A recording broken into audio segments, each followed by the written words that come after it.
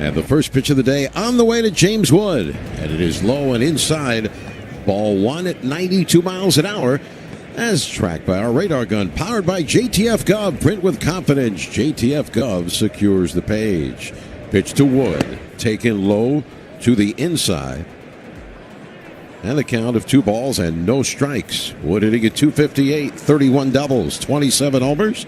Tied for 8th in the league. He's 9th in runs batted in at 86. Assad delivers. Pitch outside again. That missed for a ball. Oh, actually called that on the corner. It is strike one. 2 balls and a strike is the count. Now the wide to pitch. Wood looks at that one, and it is outside. 3 balls and a strike to count on Wood. It's 3 for 9 over his last 2 games. And he looks at the next offering. That is a strike at the knees. And the count is full now. 3 balls and 2 strikes.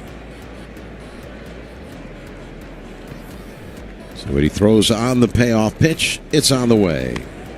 And it's in there. Strike 3 call. Caught him looking at a fastball about belt high to the outside corner. And so Wood is called out on strikes. He strikes out for Major League high 189th time this year. That's how the game gets started with the first pitch thrown here at 1:20 Central Daylight Time. 65 degrees our game time temperature. First pitch time and temperature brought to you by Offenbachers. Visit them in Herndon, Annapolis, Gainesville, or Rockville for huge selection of outdoor furniture, fire pits, hot tubs, and swim spas.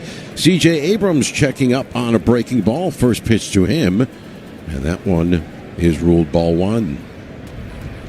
Abrams not in the lineup on Wednesday. 1 for his last 14 right now. Looks at the next offering. Fastball in for a strike, and it's 1-1.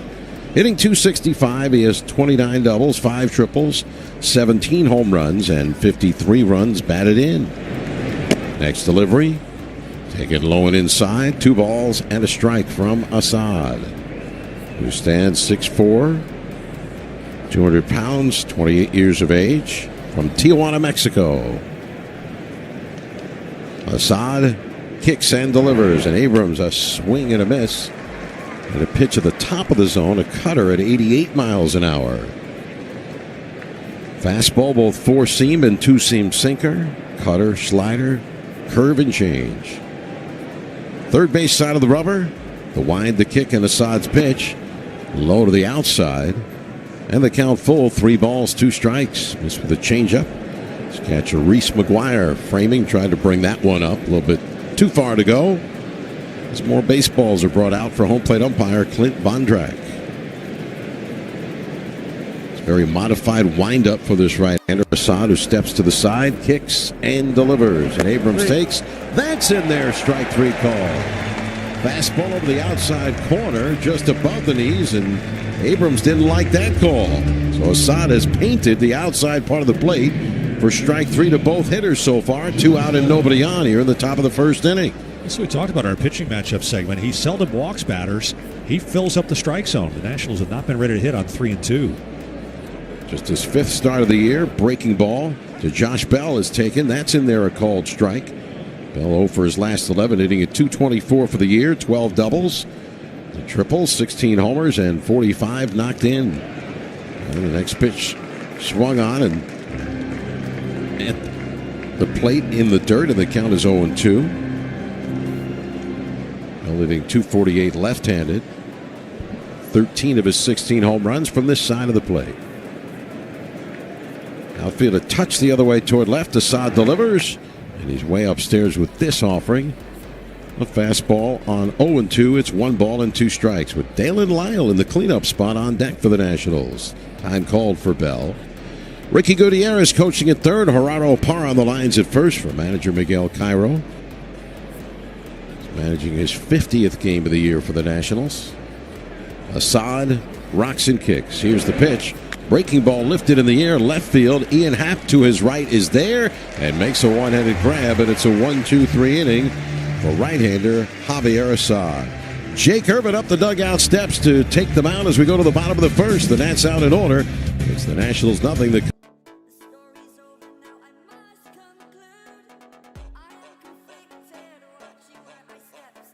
Hanging in the balance, not the life I want to live.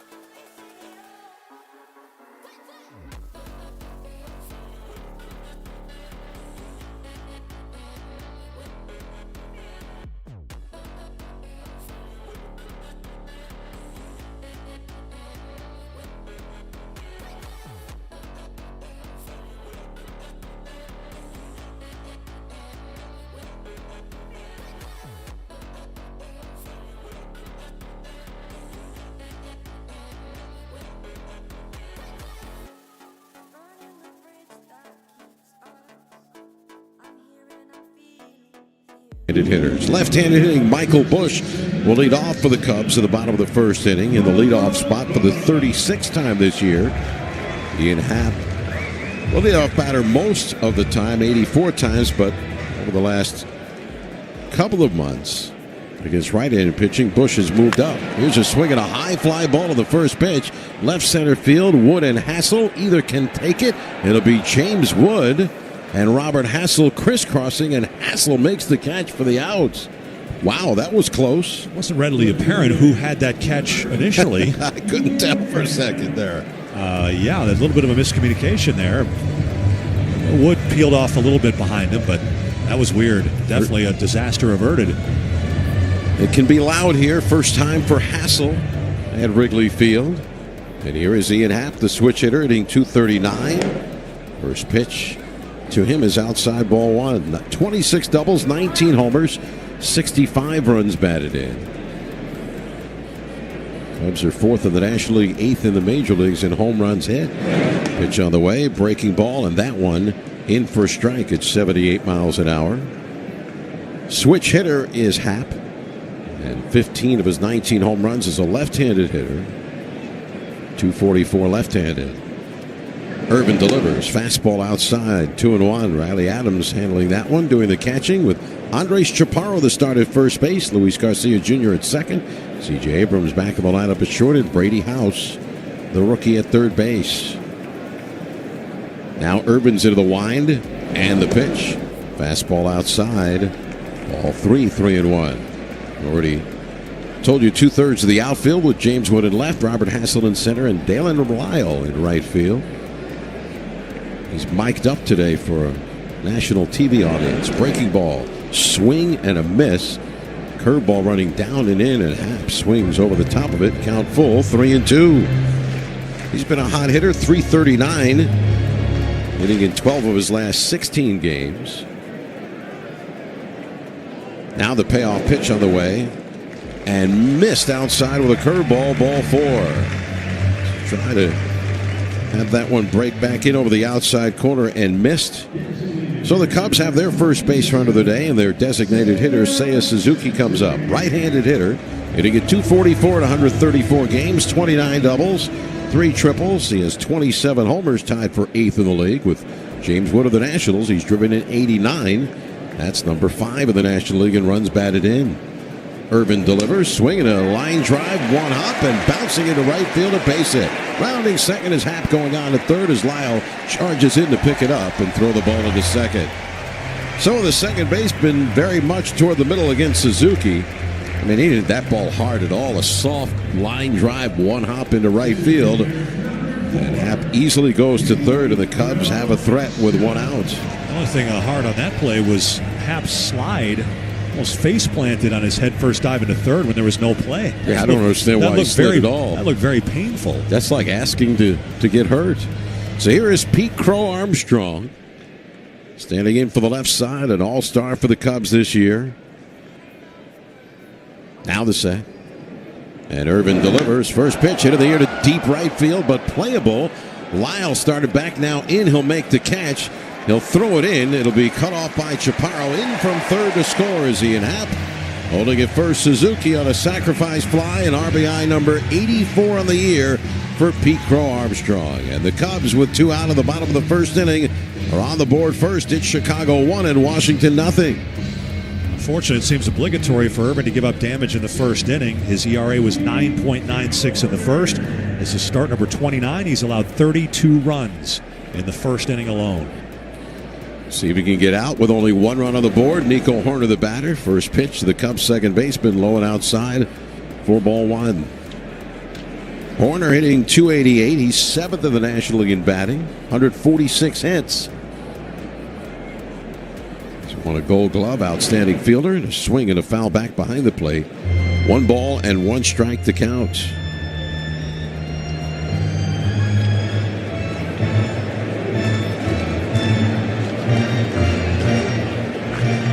Wrigley Field filling up on this Friday. They always play day games on Fridays here, and that's dictated by the networks for the postseason. Warner tied for 8th in the league in hits with 146. And the pitch. Taken outside.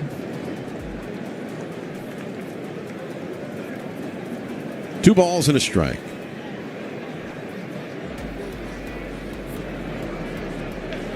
Five home runs for Horner.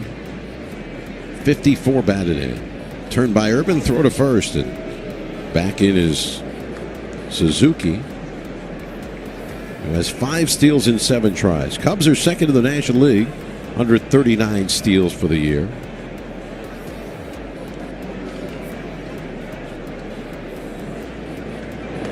And the pitch. Did he go after on a check swing? The appeal, it is ruled a strike by Tony Randazzo, the Chicago native, umpiring at first. And that is 2 balls, 2 strikes now, with the check swing ruled a strike. Willie Castro, the former Twin, on deck. Trade deadline acquisition. Irvin delivers. Breaking ball hit in the air. Left field. Toward the line. Long run for Wood. Can he get there? No, he dives. Can't get it. It's against his body. Picks it up from his knees. Throws to Abrams. Breaking for the plate is Suzuki.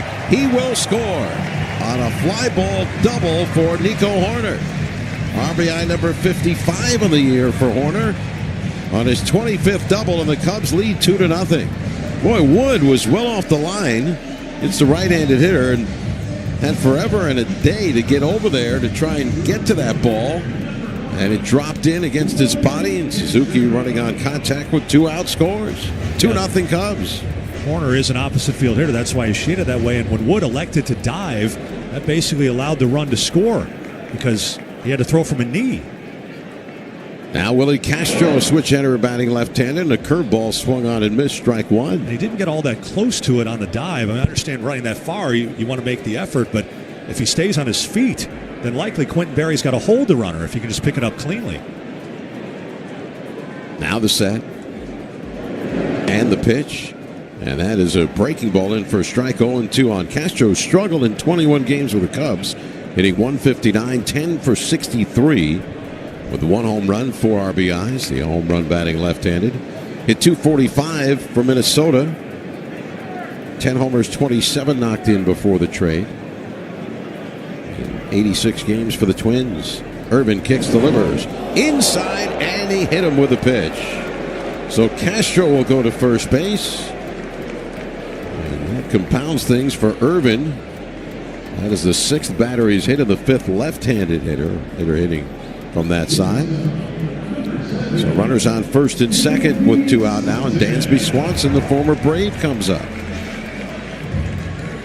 You wonder, well, the way that ball was hit by Horner, it's really a pop-up. So if he doesn't dive, Dave, I don't know if that ball would have bounced and gone towards the warning track. Would have just died right there because it was just a fly ball landing. Well, Charlie, Quentin Berry is watching him, and Wood had short-hopped Abrams. I mean, if he's on his feet, he hits the cutoff man. Abrams might be able to throw him out at the plate, but the throw in from a knee, Abrams had to pick it up on the short hop, so he was not in good position for a relay home. Now the set of the pitch. Fastball, a called strike. I don't know if he felt like he had to block it, catch it, block it. Either of those two things didn't work out. Swanson has 21 homers, 67 knocked in with his .247 average. Stance a hair open, and the pitch swung on and missed. And the count, no balls, 2 strikes.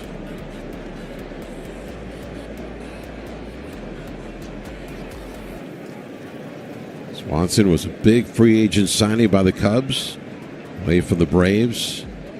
7 years, $177 million in December of 22.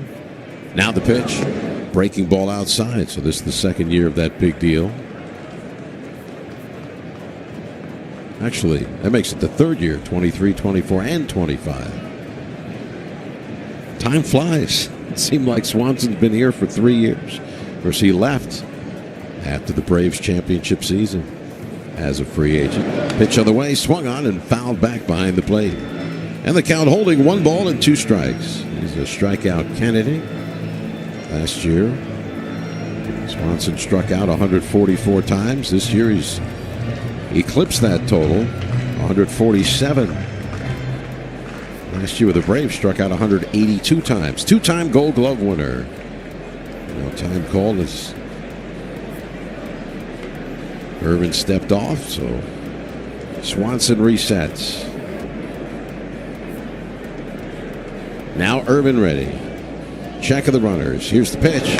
Swing and a long drive. Deep left center field. Forget about it. Way out of here. Halfway up the bleachers in left center field. A big 3-run homer for Dansby Swanson, his 22nd of the year. It gives him 70 runs batted in.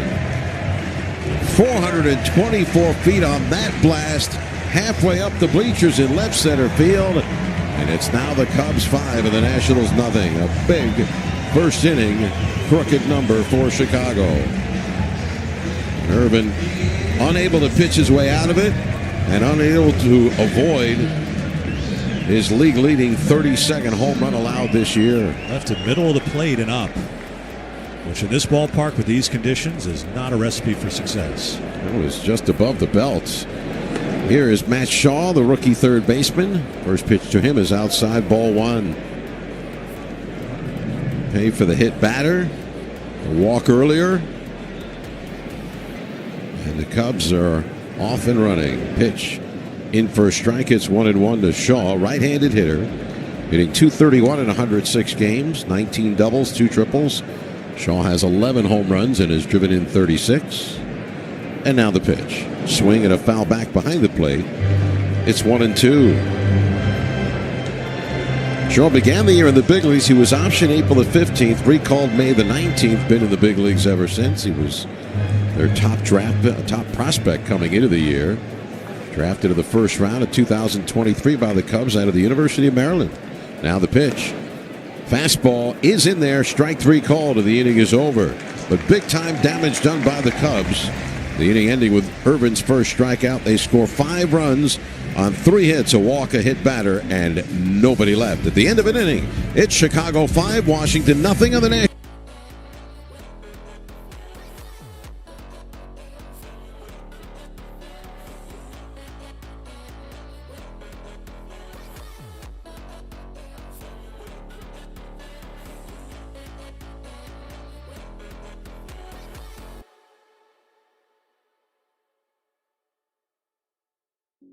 The pain I felt is paid for, all is said and done.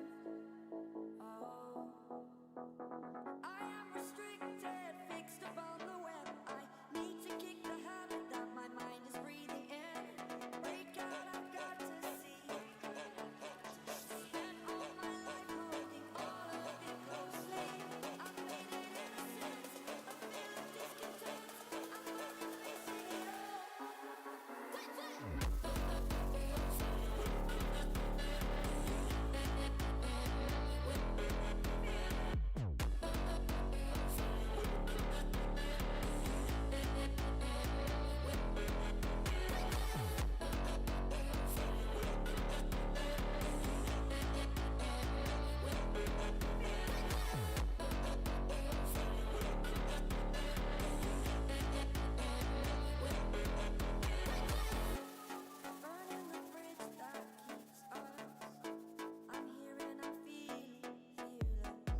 discontent.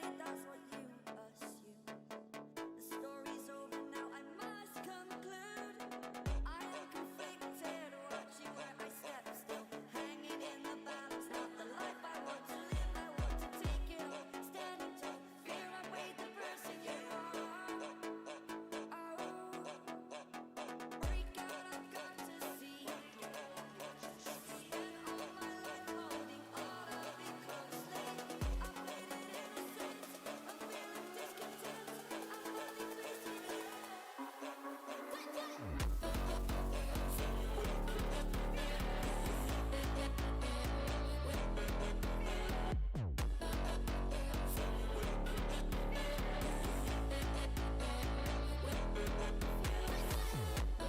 By the American College of Cardiology, transforming cardiovascular care and improving heart health for all.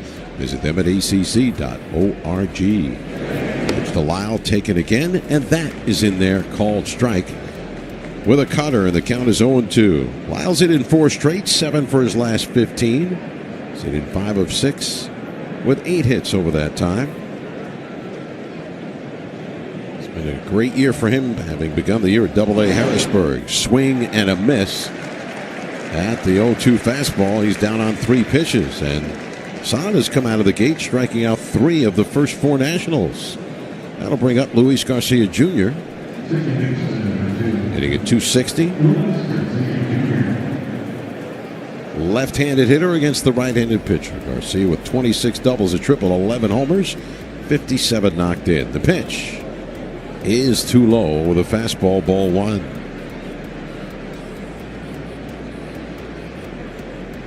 Center fielder Pete Crow Armstrong looking up at the sky, shading his eyes with his glove, gauging the sun.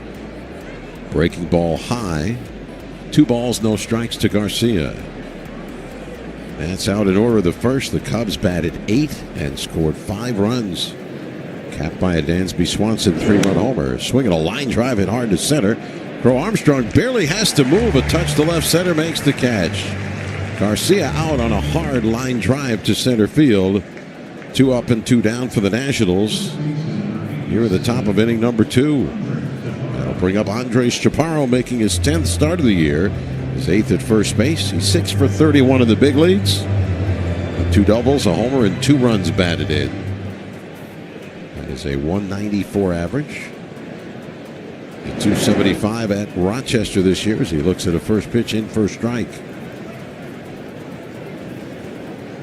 48 games, 14 homers, 45 knocked in. Next delivery, that one in there, called strike with a fastball. And the Nats have looked at a lot of strikes so far in these first 2 innings. 2 out, nobody on. It's 0-2.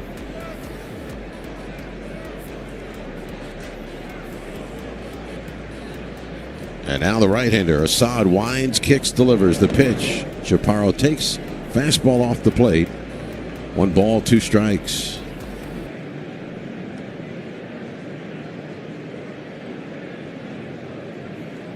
Next offering. That one is low outside and in the dirt. 2 balls and 2 strikes.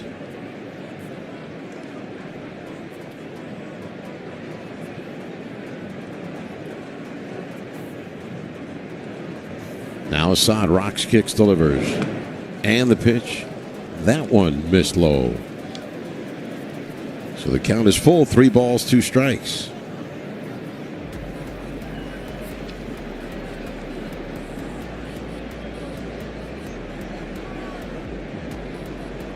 Payoff pitch coming. And here's Assad into the wind. On the way inside, and Chaparro's hit by the 3-2 pitch. So Assad hits his 4th batter of the year, 3rd right-handed hitter. It's usually the case. A right-handed hitter, right-handed pitcher usually will hit more right-handed hitters for the most part. Pitching in. Riley Adams will be the batter with 2 out and a runner at first. Adams hitting at 201 in 67 games, 8 doubles, 8 homers, 23 knocked in.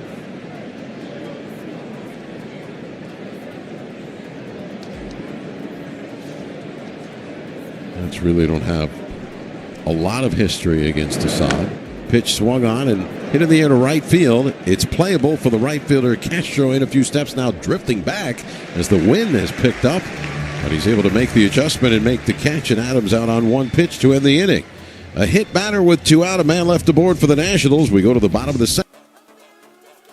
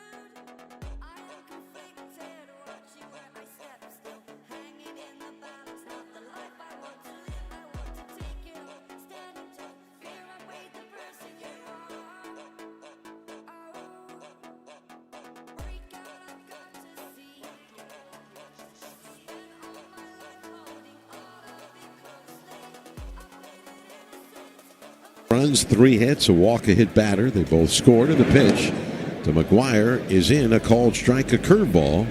77 miles an hour as tracked by the JTF Gov radar gun. No balls and a strike. Now McGuire getting time and resetting, left-handed hitting catcher. Hitting 220 in 37 games. It's his 32nd start. Breaking ball too high this time, 1-1. A double, 7 homers, 21 runs batted in for McGuire, who began the year at AAA Iowa. Free agent signed to a minor league deal, a non-roster invite to spring training. Swings and fouls one off the netting above the Cubs dugout and drops down in. 1 ball and 2 strikes. McGuire opted out of his minor league deal in late May, then re-signed, and a few days later came to the big leagues, swinging a bouncer, fouled into the netting on the first base side toward the Nationals dugout. Came up with the injury to Miguel Amaya. Catcher's been out most of the year with an oblique strain. They expected him back for the All-Star break. Swing by McGuire and a drive to deep right. Back is Lyle, looking up, going, gone, goodbye. 6 rows deep into the seats in right center field. Reese McGuire has the Cubs' second home run in 2 innings. It's his 8th of the year. A leadoff homer here in the bottom of the second. He drives in his 22nd run of the year on a 1-2 pitch from right-hander Jake Irvin, and it's now the Cubs 6 and the Nationals nothing. And if you watch how Riley Adams is set up to the outside corner, Irvin again misses over the middle of the plate. That one was in the center of the zone, about thigh high. It does not take much to get out of here today with that wind really picking up and blowing out to right. It kind of was blowing hard this morning, died down as pitches in for a strike to Michael Busch. And then we saw it pick up in the last inning. Irvin into the wind, the pitch on the way. That is high. 1 ball and 1 strike. Busch flied out to left center field with Hassel and Wood converging. Either could have caught it, they could have collided. Hassel made the catch, and there was no collision. Well, you can tell it's really picking up. The flag's on the right side roof. Those things are whipping. The flag's billowing. It could gust to over 30 miles an hour, I believe it. Pitch on the way, called strike. Irvin gets ahead 1-2. 2 home runs allowed. He's now 1 behind Zach Littell, who leads the major leagues with 34 homers combined during his time with Tampa Bay and Cincinnati. Pitch, fastball high. 2 balls, 2 strikes. Big league hitter's just too good if you miss in the middle of the plate. Now Irvin into the wind. Next pitch. Swing and a miss. He struck him out. Irvin has his 2nd strikeout. Gets him with the curveball. And that's the first out here in the bottom of inning number 2. Ian Happ, the batter. Happ walked. Eventually scored on a sac fly by Pete Crow Armstrong in the first inning. Show your next-gen attitude with MLBShop.com. Shop jerseys, caps, hoodies, and more all in one place. Shop now at MLBShop.com.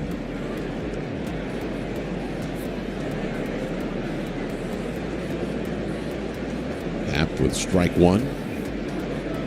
As he swung and missed at an Irvin curveball. Now Jake Ready into the wind. Next offering on the way. Too high. Fastball missing. 1 ball, 1 strike.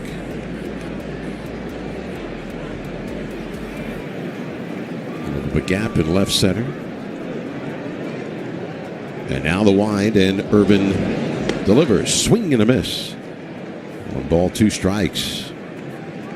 Wrigley Field opened in 1916. This is the 110th year for the Cubs playing here. 112th for professional baseball here. Next pitch swung on, a line drive caught by the second baseman Garcia, moving a step to his right. So Happ is out, 2 men away. Been a lot of modifications in recent years, but one thing has been constant: the ivy growing on the outfield wall every year. It's a hallmark of Wrigley Field. Now the pitch on the way from Irvin, called strike to Seiya Suzuki, the designated hitter, who singled to right, scored in the first inning.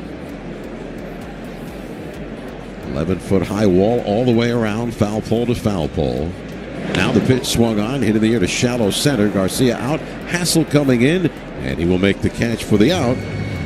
And the inning is over. A leadoff solo homer by Reese McGuire. Nobody left for the Cubs at the end of 2 innings. Chicago 6, Washington nothing on the Nationals Baseball Network. All is said and done. I am restricted, fixed upon the web. I need to kick the habit that my mind is breathing in. Break out, I've got to see.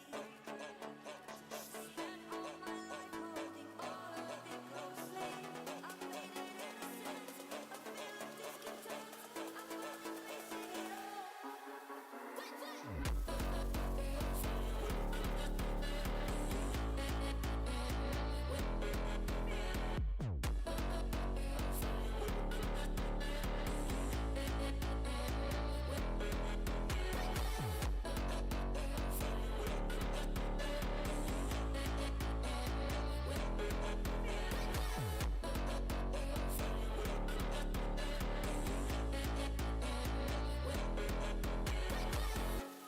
Burning the bridge that keeps us. I'm here and I'm feeling fearless. Exaggerated, that's what you assume. The story's over now, I must conclude. I am conflicted, watching where I step still. Hanging in the balance, not the life I want to live. I want to take it all, standing tall. Fear I weighed the person you are. Break out, I've got to see. Spent all my life holding all of it closely. I've made it innocent, a feeling discontent. I'm finally facing it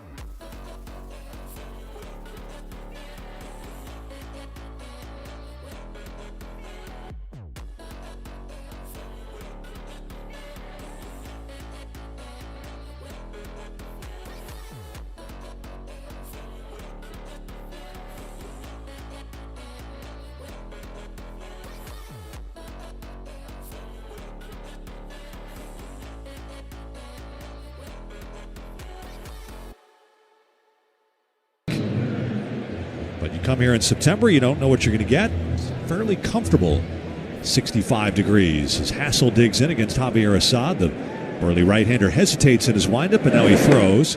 And it's a fastball outside at 91. Hassel getting the call again at center field with Jacob Young coming out of a game in the last homestand due to back spasms. Here's the pitch. Swing and a miss by Hassel at a high cutter. And so Hassel in there in center, Dalen Lyle in right. Dylan Cruz also not in the lineup, as Cruz has been struggling.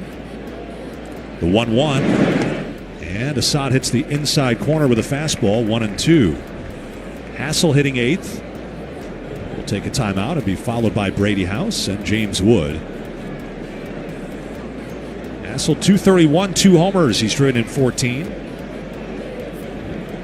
Here's the pitch. That's a curveball in the dirt. Leveling the count at 2-2. Wednesday, Hassel had a good game, a double and a walk. He scored a couple. The outfield plays him the other way. The 2-2. Swinging a ground ball chopped right side. Backing up to field at Horner, the second baseman. He lobs the throw to first to retire Hassel. 1 gone here in the third inning, which is fueled by Club Citgo. Download the Club Citgo app now and instantly save 23 cents per gallon on your first fill-up. It's the third baseman, Brady House. This is the first time this year that House has batted ninth in the order. Recently, he's been batting eighth. He homered on Wednesday. First pitch to House. Brady looks it over. Curveball at the knees for a strike. 244 hitter with that third home run. 25 driven in. Here's the next pitch. And Assad tried the inside corner, missed low with a fastball, 1-1. House had a good game on Wednesday with a homer and a single. The wind in the delivery. Swinging a chopping ground ball left side. It goes through the shortstop Swanson. He triggers on the move to first. It's an on-target throw, and House is retired. So Assad with 2 ground ball outs. He's got the luxury of pitching with a 6-0 lead and just pounding the strike zone. And that'll turn the lineup over to James Wood. Wood never swung the bat in the first inning. Took 3 balls, took 3 strikes. Here's the pitch. He takes here a low strike call and a curveball.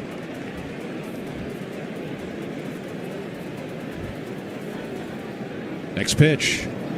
Swinging a ground ball to short. Swanson grabs the hot one and fires on to first. And the Nationals on 3 ground ball outs are out very quickly in the top of the third. After 2.5 at Wrigley Field. The Cubs 6, the Nationals nothing on the Nationals Radio Network.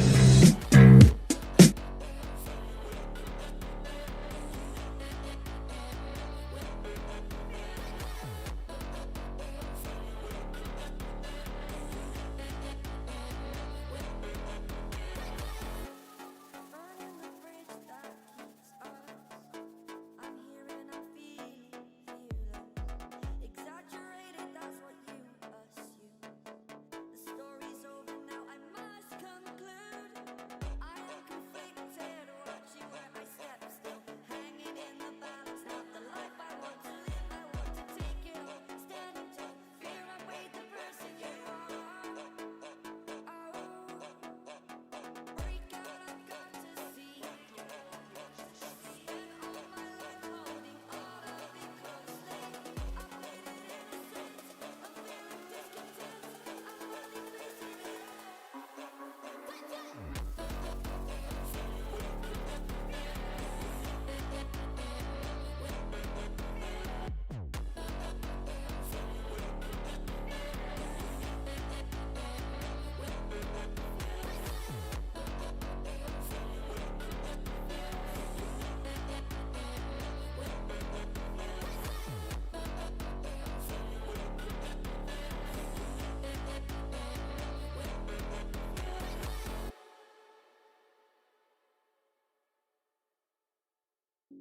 The pain I felt is paid for, all is said and done.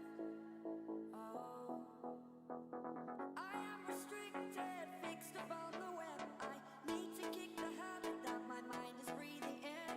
Break out, I've got to see. Spent all my life holding all of it closely. I played it innocent, a feeling discontent. I'm only facing it all.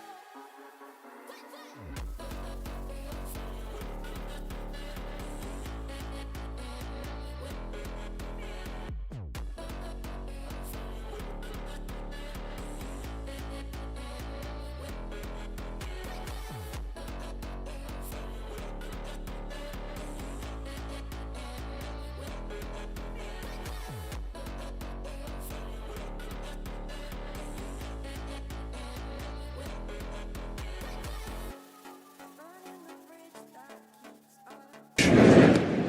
Curveball from Urban starts him off for a strike over the outside. For Armstrong, hitting just 146 over his last 14 games. Did not start Tuesday or Wednesday against the Braves, and then they had an off day yesterday. Here's the 0-1. Swinging a foul back over the screen. Just below us to the right. And it's 0-2. It was, Craig Counsell termed it a reset. He's had a terrific year. Although in a tough patch right now. Here's the pitch. And it's high and away. He is just 2 homers away from a 30-30 season. And he's certainly a Gold Glove candidate in the outfield. Now the wind, the 1-2. Crow Armstrong leads back from a pitch up and in. A couple of years ago, and as recently as last year, Willie Harris, the former National, was on the Cubs staff as the third base coach and worked with the outfielders. Crow Armstrong debuted in September as a call-up in 2023. Here's the wind of the 2-2. And Crow Armstrong takes a fastball high, full count. And Harris told me that September that Pete Crow Armstrong will win a Gold Glove. And maybe more than one. So even though Willie's not here, that prophecy may come true. The pitch. Ground ball, base hit through the hole in the right field. 3-2 curveball pulled into right for a hit. And a leadoff single to begin the bottom of inning 3. An all-star in his first full year in the big leagues.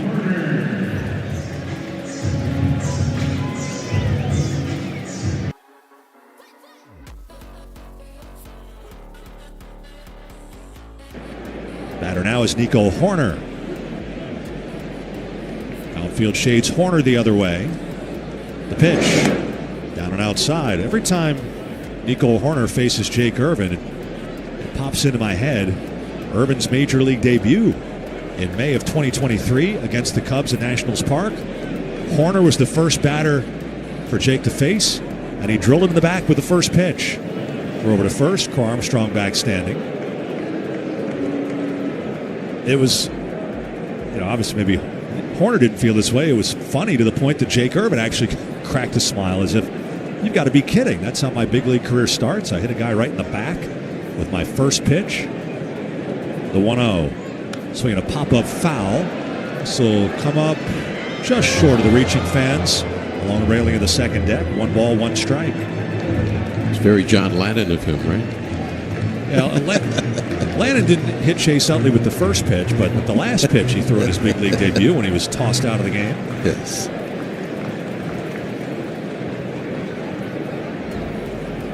Here's the set. 1-1 pitch coming. Long hold. And now the delivery. Fastball outside. All the while over at first base, Crow Armstrong was dancing kind of side to side.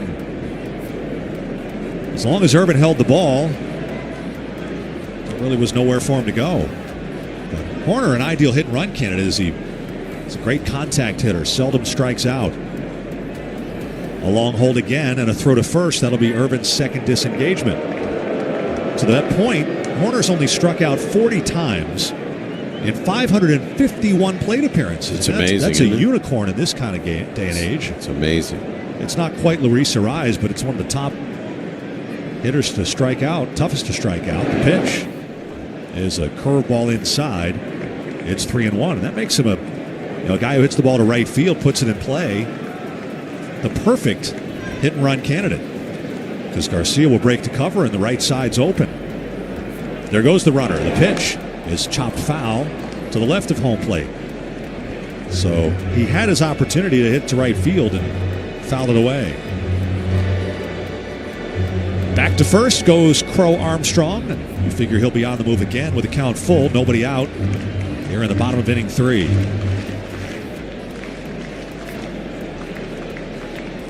The set for Irvin. The runner goes. The pitch. Swinging a line drive right field deep. Lyle back. He's got a play shy of the warning track and reaches up to make the catch. Back to first goes Crow Armstrong. And he absolutely tried to hit the ball to right field. Did it well, just hung in the air too long. So with the runner going, he was trying again. Hit it to right field.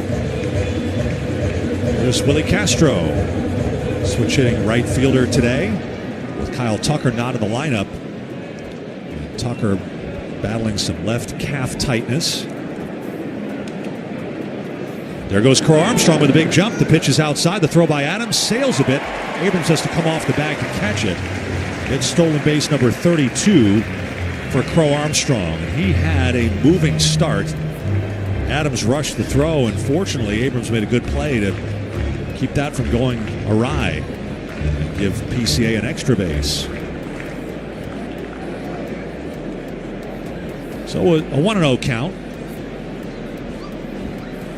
Check of the runner, the pitch home. Castro skies one, straightaway center. Hassel broke back, battling the sun. He'll, on a back pedal, make the catch. That'll allow Crow Armstrong to tag at second and go to third.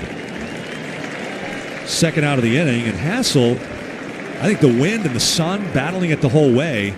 He didn't put himself in good throwing position at all, but at that point he's just happy to make the catch. Yeah, as deep as he was, probably he tags and makes it to third anyway, even if he was coming into his throw. But yeah, the sun is tough right now. Sun and the wind. That's the wind gave that a boost. That's a double whammy. So here's Jake Irvin to face Dansby Swanson. Swanson broke the game open in the first with a 3-run homer. Irvin goes to the windup. The pitch is low. This is a first for Irvin with a runner at third to pitch out of a windup. Well, I don't know if he's going to do it again. We'll see. 1-0 the count. Here's the wind and the 1-0 pitch. It's outside and low. Yeah, he was set up in his windup, and actually the home plate umpire, Clint Vondrack, before the first pitch, because, if you go from the windup and you don't clarify, then you could be called for a balk. But Urban holds the glove to his chest like he does in his windup. Now brings the hands together and winds and fires. And he misses in the dirt. So after going to the windup, he hasn't been close to a strike, and it's 3-0. Yeah, for umpires, sometimes it's not as obvious the way pitchers set up to know, is he going to go wind up or stretch? And then for others, it's very obvious if they square up, face the hitter. 3-0 delivery. Swanson takes a ball low and flips the bat away, and will head down to first. So a 4-pitch walk sends Swanson down to first. Now Irvin will have to go back to pitching out of the stretch with runners at the corners, and Matt Shaw, the batter. Shaw called out on strikes to end the first. Adams will step out in front of the plate, signal his infielders in case they put a play on. Shaw, 23-year-old rookie.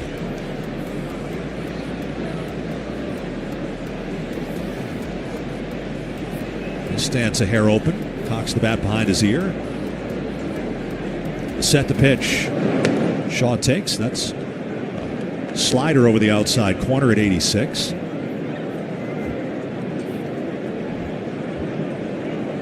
Shaw listed 5'11", 198. Not a big guy, but he's handled third base pretty well. 0-1. Curveball. This is a little high. Born in Springfield, Massachusetts. Grew up in Red Sox country, a Red Sox fan. As I mentioned, went to college in College Park. Another Terrapin, the 1-1 swing and a miss and a high fastball.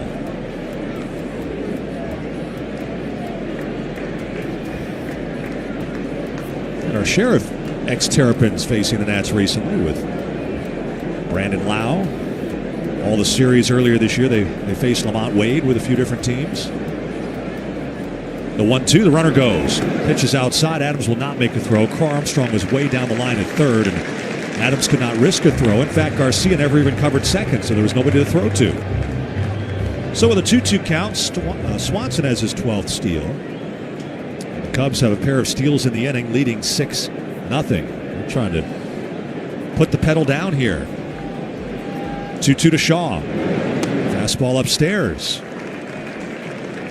Nothing coming easily for Jake Irvin. And really since the beginning of August, since he had that great win in Minnesota to finish July.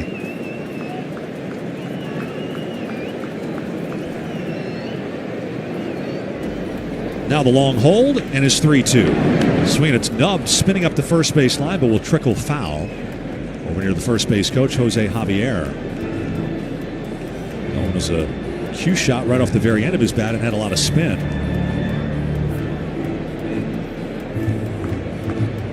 Brad Lord will pitch here tomorrow in Game 2 against Matthew Boyd, and then Andrew Alvarez will make his second big league start and first road start here on Sunday afternoon.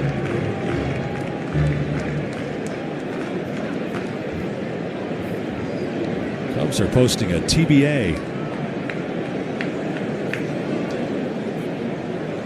Now the 3-2. Swinging a pop-up foul back into the right. A lot of the Nationals' first-timers here to Wrigley Field, especially the pitchers, were up here in the upper deck with us, walking the ballpark, checking it out, getting the views, different angles, taking some photos from all over Wrigley Field, like any fan would do first time coming here. Yeah, well, because once you're a reliever, you're nowhere now. You're with the bullpens under the bleachers. Yep. 3-2. Swinging a foul coming back our way. We kind of compared it to a submarine hull. You're up there, you're underneath. They've got the video monitors. You kind of look a little bit through the door, but you don't get to feel the atmosphere of being outside here at Wrigley. So I'm sure they feel the bleachers, though. Yeah. Carl Armstrong dancing off third down the line. Irvin fires, and he walked him. Missed low with a slider. So another heavy pitch count inning for Irvin, who issues his third walk. And speaking of walking, Jim Hickey will former Cubs pitching coach, will walk out to the mound for a slowdown in action, brought to you by Iservay. Yeah, he was with Joe Madden with the Rays for a number of years, and then for a time under Joe Madden here with the Cubs. So Urban has thrown 69 pitches to get 8 outs. And it's just been a slog through these first 3 innings. And now the man who homered against him in the second inning, Reese McGuire, comes to bat with the bases loaded. Shinosuke Ogasawara is warming in the bullpen. We can't see him, but they're very nice here at Wrigley Field to put up the relievers on the board, both in the right field corner and the left field corner. We just have to be looking at it at the time that it's posted up there because it doesn't stay up there. McGuire in the left-handed batter's box. Base is full of Cubs. Here's the kick and the pitch. Strike one called. A fastball at 89 over the outside corner.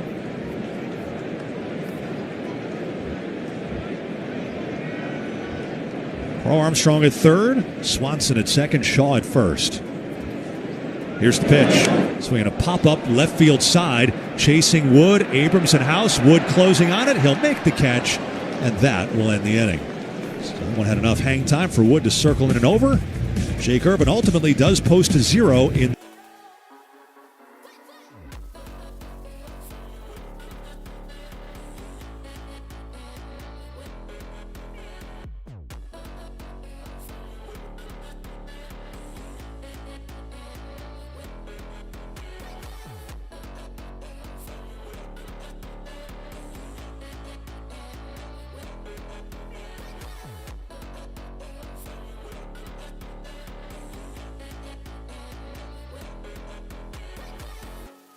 Burning the bridge that keeps us. I'm here and I feel fearless. Exaggerated, that's what you assume. The story's over now, I must conclude. I am conflicted, watching where I step, still hanging in the balance. Not the life I want to live, I want to take it all. Standing tall, fear I weighed the person you are. Break out, I've got to see. Spent all my life holding all of it closely. I played it innocent, I'm feeling discontent. I'm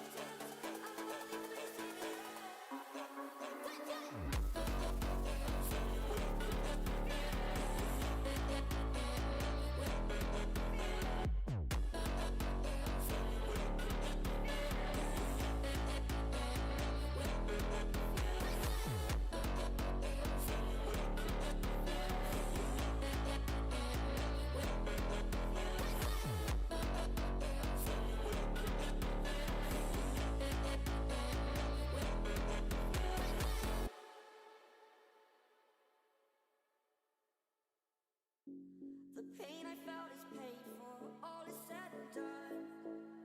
Oh, I am restricted, fixed upon the web. I need to kick the habit that my mind is breathing in. Break out, I've got to see. Spent all my life holding all of it closely. I made it innocent, I'm feeling discontent. So they seek their first hit. Assad, the right-hander, winds and throws. And he delivers a curveball at the knees for a strike. Abrams caught looking his first time up. Next one is low and inside, a ball and a strike. Nationals and Cubs met in D.C. in early June. Cubs won the series 2-1. The pitch.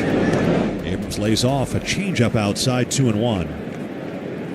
Last year, the Cubs won the series between these teams here, 3-1. It was a later September series.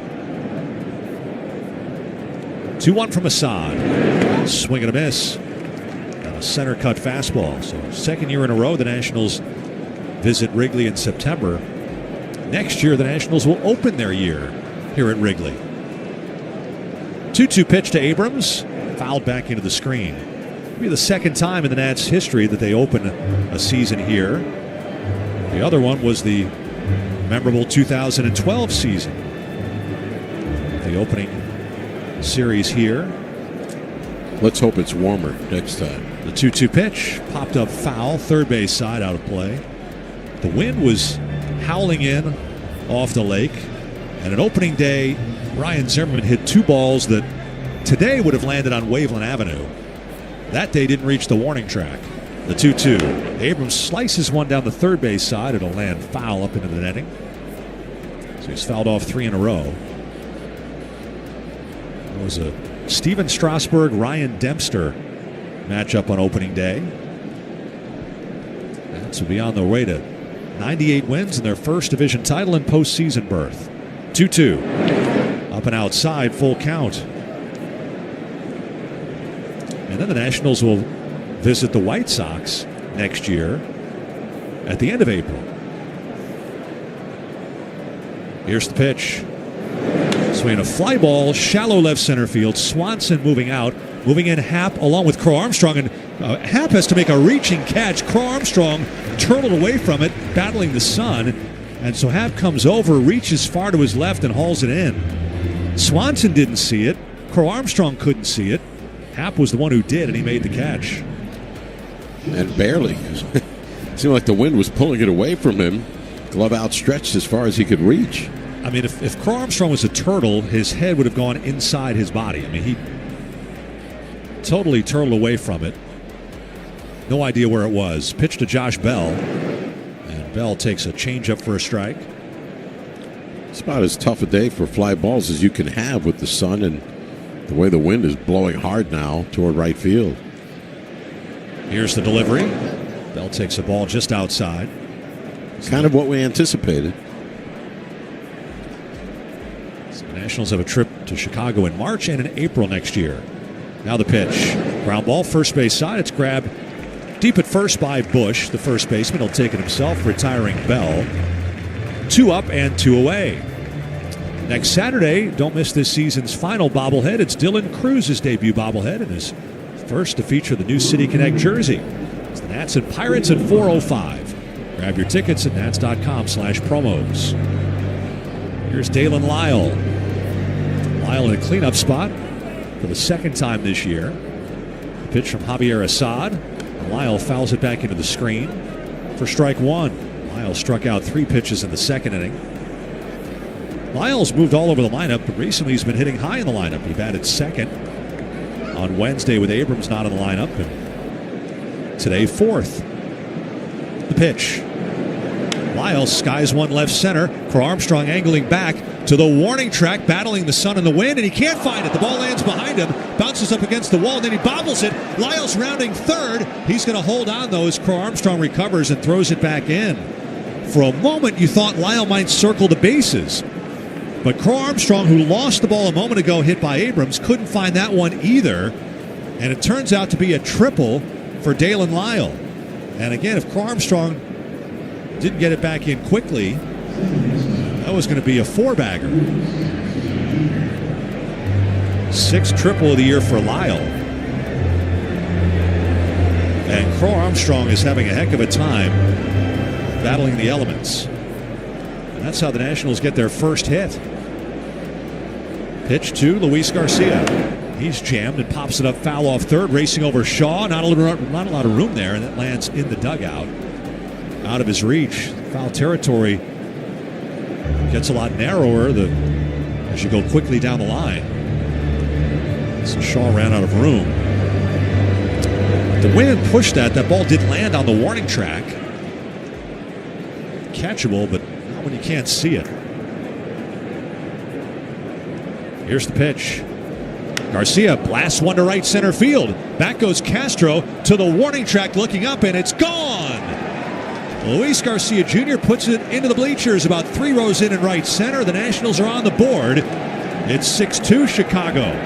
Garcia with home run number 12. RBIs 58 and 59. He took a grooved fastball and drove it out of here to right center. And they will throw that ball back toward the infield, much to the delight of the fans in the bleachers. The fans who didn't get to catch the ball are egging on the fan who had the ball that it's tradition here to throw it back, and finally convinced him. So that's a tough break for Assad. Inning should have been over. The Nationals cash in with 2 runs. Here's the pitch to Chaparro. He pops one up. Right side. Horner, the second baseman. The sun is behind the clouds now, so this is an easier play. Horner makes the catch, and that'll end the inning. The Nationals, thanks to Mother Nature, gifted with 2 runs on 2 extra base hits, a triple and a homer for Garcia. Fixed upon the web. I need to kick the habit that my mind is breathing in.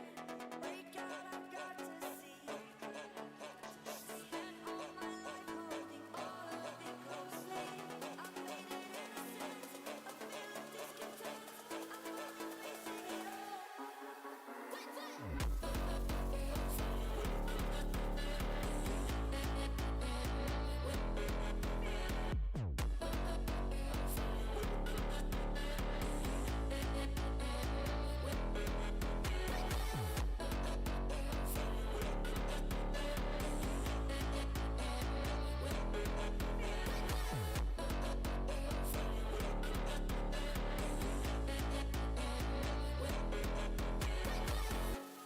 Burning the bridge that keeps us. I'm here and I'm feeling fearless. Exaggerated, that's what you assume. The story's over now, I must conclude. I am conflicted, watching where I step still. Hanging in the balance, not the life I want to live. I want to take it all, standing tall. Fear I weighed the person you are. Break out, I've got to see. Spent all my life holding all of it closely. I've made it innocent, a bit of discontent. I'm not releasing it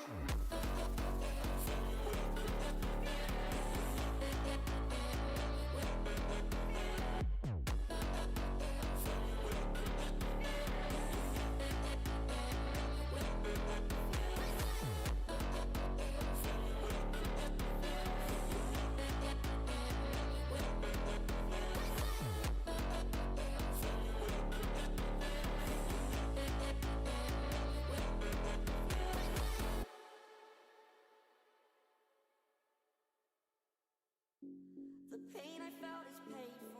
All is said. Tie into the Nationals.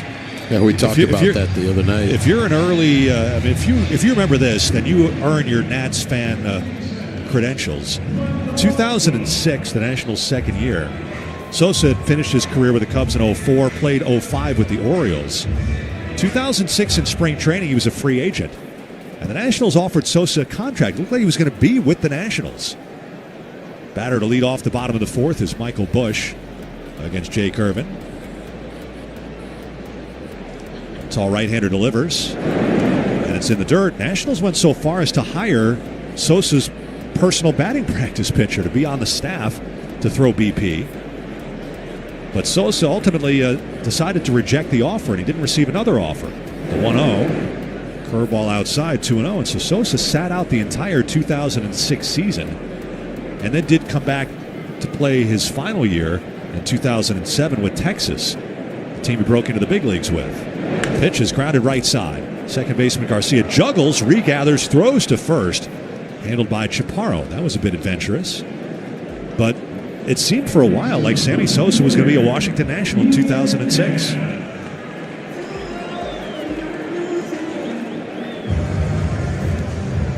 Could have had both him and Soriano in the same season. Yep. One in left, one in right. Alfonso had his memorable season with the Nats, the 40-40 year. Here's the pitch to Ian Happ outside. Then, of course, the next year signed his big contract here with the Cubs to leave as a free agent. I believe that was a 7-year deal.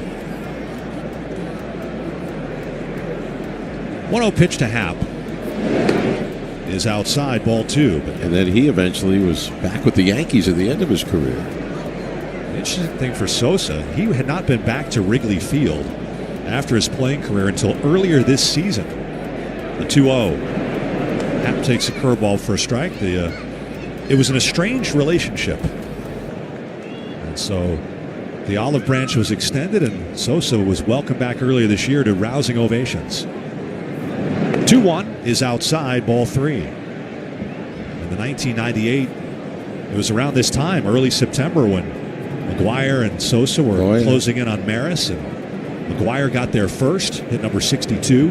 3-1. Curveball outside, and Irvin has walked his fourth batter. And he hit it against the Cubs in St. Louis with Sosa there. And then Sosa ended up passing McGuire, but McGuire passed him again. McGuire ended up with 70, and Sosa ended up with 66. Out of the Nationals dugout pops Miguel Cairo, and he's making a pitching change. And Orlando Ribalta, the right-hander, is going to come in.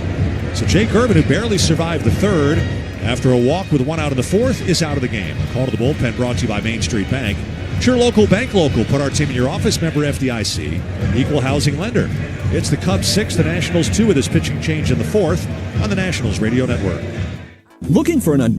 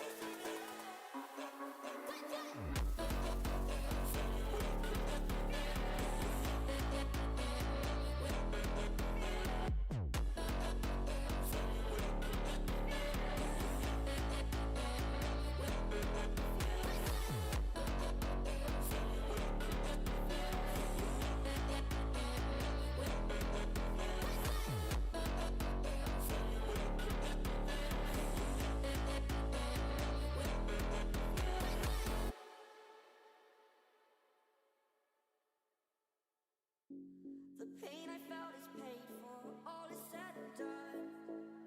Oh, I am restricted, fixed upon the web. I need to kick the habit that my mind is breathing in. Break out, I've got to see. Spent all my life holding all of it closely. I've made it innocent, a feeling discontent. I'm finally facing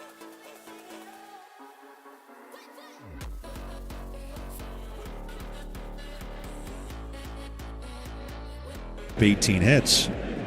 Batter is Seiya Suzuki, and the DH takes low and outside for a ball. So Jake Irvin's struggles continue. 3 1/3 innings. I mean, normally you could count on Irvin to be the staff workhorse as far as chewing up innings. Here's the pitch. Swinging a line drive, hammered foul down the left field line, deep toward the corner. That one was hit like a rocket. 1-1. A fan tried to catch that and was unsuccessful, Dave. That's coming in hot. You better have a glove or two gloves. I mean, that was a screamer. 5 hits allowed, 4 walks, 2 strikeouts, a hit batter, 2 homers. And he's responsible for the man at first. Apparently that fan's no worse for wear. 1-1 is waved at and missed. A changeup. Looked like it hit him in the hand or knocked it down. He didn't say ouch, I did. They're checking on him. He's waving off the ushers. So I'm good. He'll be icing later, Dave. He wants to play for the Bears. Swinging a foul back into the screen. They're tough here in Chicago.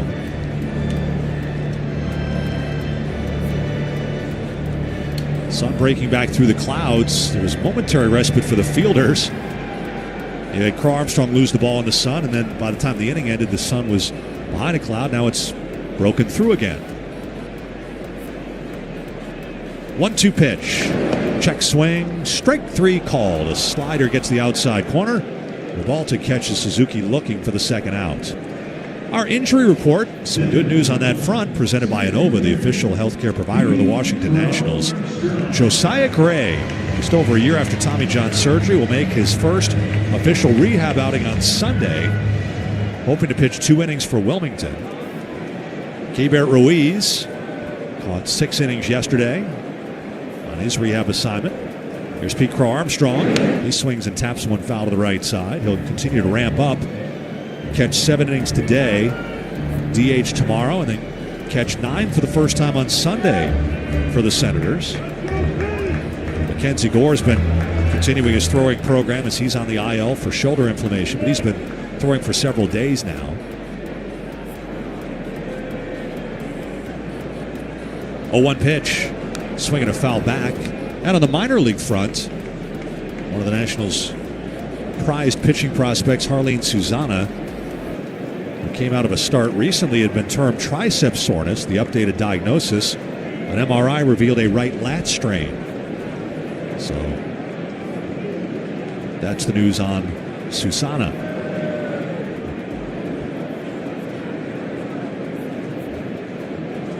Here's the set. The kick and the pitch. Swing a line drive right field. That's down for a base hit. Two hopper to Lyle. He'll fire it in and hold. Happ at second base. So Carl Armstrong has 2 hits in a row. Seems like his 3-day mini break has served him well. Not in the starting lineup the last 2 games of the Atlanta series, and then the day off yesterday. That's a nice piece of hitting on a changeup down and away. And pulls it through into right field. Brings in Nico Horner. 2 on, 2 outs. The pitch. Horner leans back. It's up and inside on him. Another injury note day. Former National Kyle Finnegan. Been so good for the Tigers since the trade at the deadline. Placed in the IL for the first time in his career today with a right abductor strain. 1-0. Changeup in for a strike. He could not enter a game after warming a couple of days ago. They hoped it wouldn't result in an IL stint, but now he's down for at least a couple of weeks. They activated Parker Meadows, an outfielder who's been out on the IL.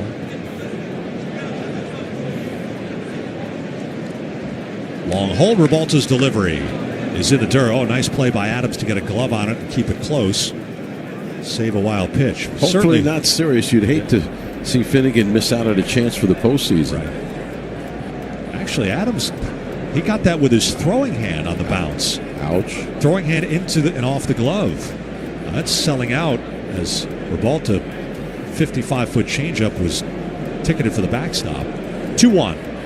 Way outside. Adams had to reach to grab that one. So Rebalta has nearly uncorked 2 wild pitches in a row, only to have the catcher put the cork back in. Happ at second. Crow Armstrong at first. 6-2 Cubs, 4th inning. Timeout. Warner out of the box. Nationals in the bullpen early. This game opens a stretch. 13 days in a row without an off day, with a doubleheader in there, 14 games. 3-1. Walked him. Fastball up and inside. So you get the off day, a bullpen reset. The bullpen had a heavy lifting series, even as effective as they were. The bullpen was going at least 4 innings every game. They've had a lot of work the last few weeks before the 3-game winning streak. They had a bunch of games where Nats were out early, starting pitching not getting deep. So you get the 1-game reset, but now the bullpen's right back in the game early. Here's Willie Castro. First pitch. Castro takes upstairs for a ball.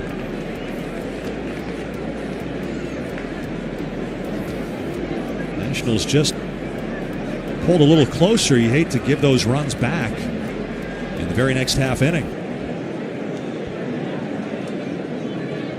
Here it is. Swinging a line drive, shallow left, slicing fair inside the line and bounces out of play for a double. 2 runs will score. 8-2 Chicago.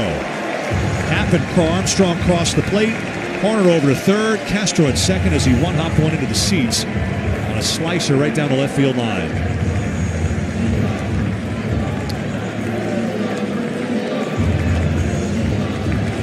Maybe a break that it bounces in the stands. So they get more than 1 run on that. So 1-run charge to Irvin. Close the book on him. 7 runs in 3 1/3. And a rare earned run charged to the Nationals bullpen as that second runner is Rebalta's responsibility. And here's Dansby Swanson. The pitch is high with a slider. Swanson had the big blow in the first inning, a 3-run homer. And he walked last inning.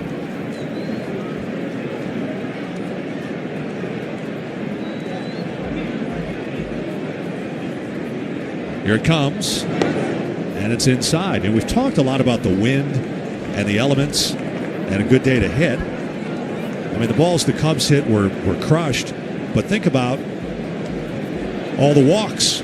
Nationals have walked 5 Cubs batters in the first 4 innings, and a hit by pitch came in to score. The 2-0. Swinging a pop-up back. This is going to be over the roof and out of Wrigley Field, 2-1. So, I mean, on a day where you know the ball's carrying, Nationals have gifted the Cubs 6 free base runners.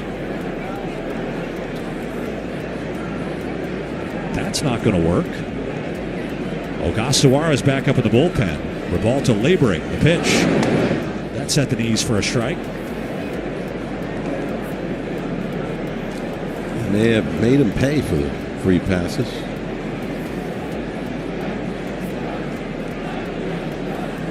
And 2 of the free passes and the hit batter have scored. One of those free passes is still out there.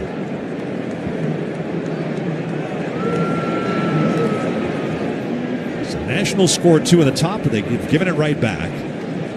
Here's the pitch. Swinging, he just got a piece. Dribbling a changeup foul behind the plate. Swanson tapping the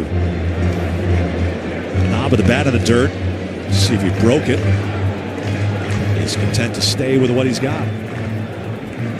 Outfield deep, slightly to pull. Revolta sets at the letters. The big right-hander delivers. And it's low with a changeup. So Jake Irvin, over his 3 1/3 innings, through 79 pitches. Revolta is now at 21. The Nationals have thrown 100 pitches. And we're not through the bottom of the 4th. 3-2 to Swanson. Swing, and he got a piece, and then they got a piece, a pretty big piece of the home plate umpire. Clint Vondrak on the foul, and Vondrak for the moment is a little shaken up. He's going to walk it off.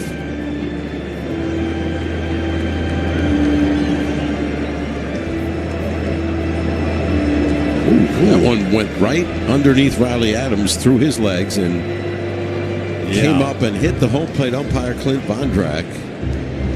Around that spot. That spot that it missed Adams. Missed somehow through the legs of Adams, up underneath him. And Vondrak got it where it hurts.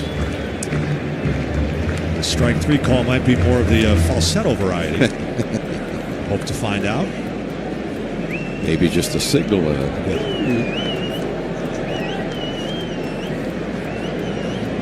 3-2. Swinging a high drive center field. Hassel has a beat on it, it appears. He's standing waiting, and he makes the catch. And that'll end the inning. It's a 2-run inning for the Cubs. On the big double by Castro, they strand a pair. And after 4.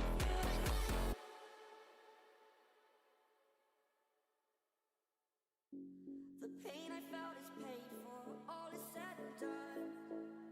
Oh, I am restricted, fixed upon the web. I need to kick the habit that my mind is breathing in. Break out, I've got to see. Spent all my life holding all of it closely. I've made it innocent,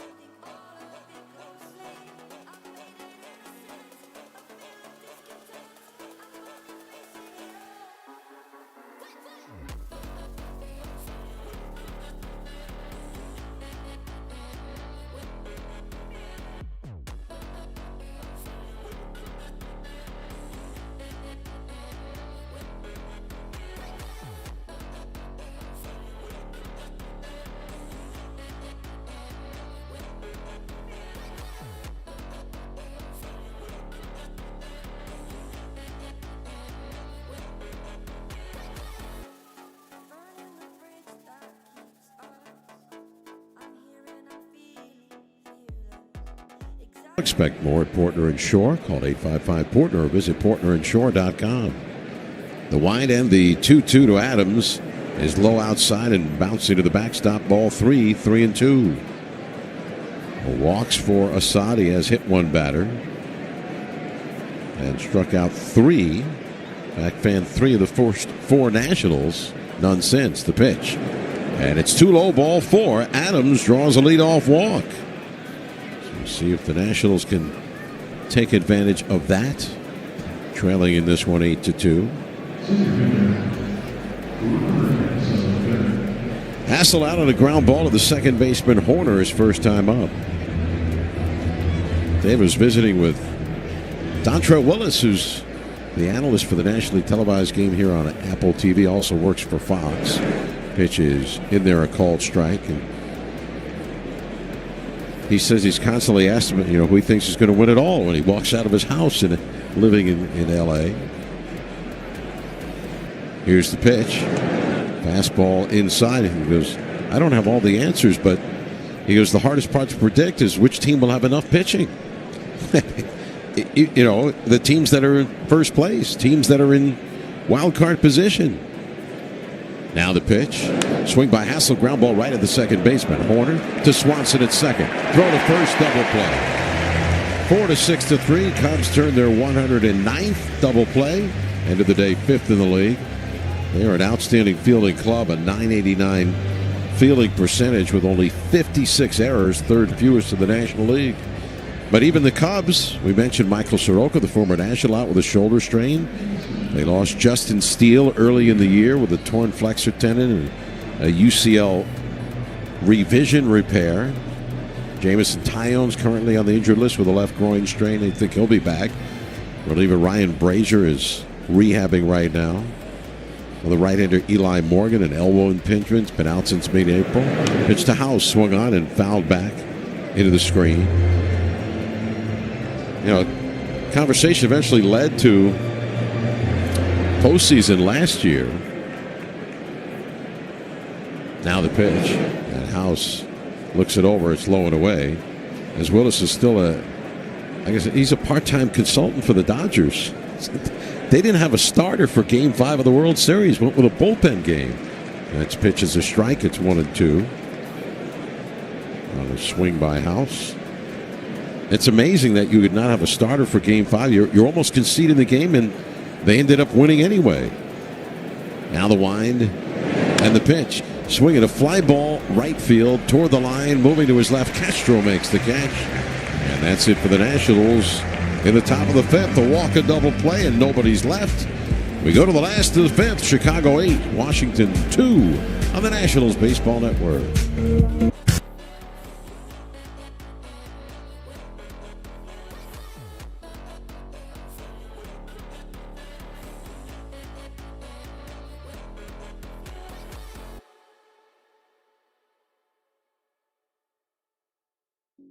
The pain I felt is paid for, all is said and done. Oh, I am restricted, fixed upon the web. I need to kick the habit that my mind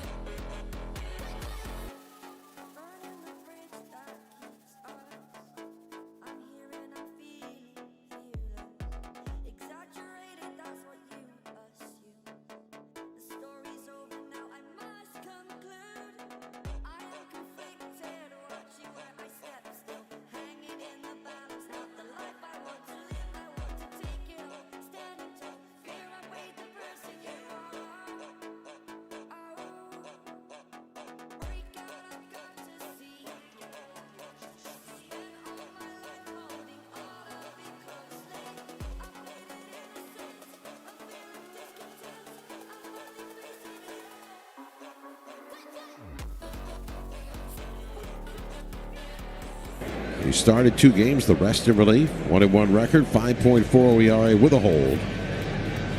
And almost a chance for a save Wednesday for the Nationals. 2-run homer by Nasim Nunez in the bottom of the 8th inning. Removed the save chance. Ogasawara pitched a 1-2-3 ninth with 2 strikeouts. He's worked a total of 25 innings, allowed 24 hits, 5 homers, struck out 23, walked 10. Shaw struck out looking, drawn a walk against the starter Jake Irvin. Cubs are leading it 8-2, and the pitch from Ogasawara is outside, ball 1.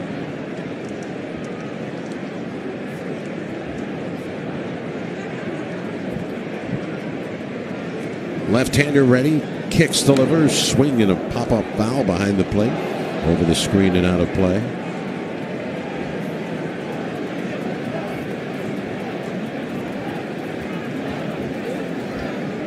One ball, 1 strike. Japanese southpaw, middle of the rubber, kicks and fires, swing and a miss. His fastball at 92 miles an hour. Where he tops out. Time called now for the hitter Shaw. Resetting the batting gloves. Shaw's been the third baseman much of the year. Occasionally Justin Turner will start there. The former longtime Dodger. Pitch in the dirt, bounces past Adams to the backstop. Count even 2-2 as he bounced the changeup. Willie Castro, since his acquisition from the Twins, has started some games at third. Their other pickup recently was Carlos Santana, who was released by Cleveland on the 28th of August, signed with the Cubs to be eligible for postseason. Pitch, swing, and a line shot on the ground, foul outside of third. Skipping past Quentin Berry, the third base coach. Jose Javier on the lines at first. Manager Craig Counsell in his second year as Cubs manager.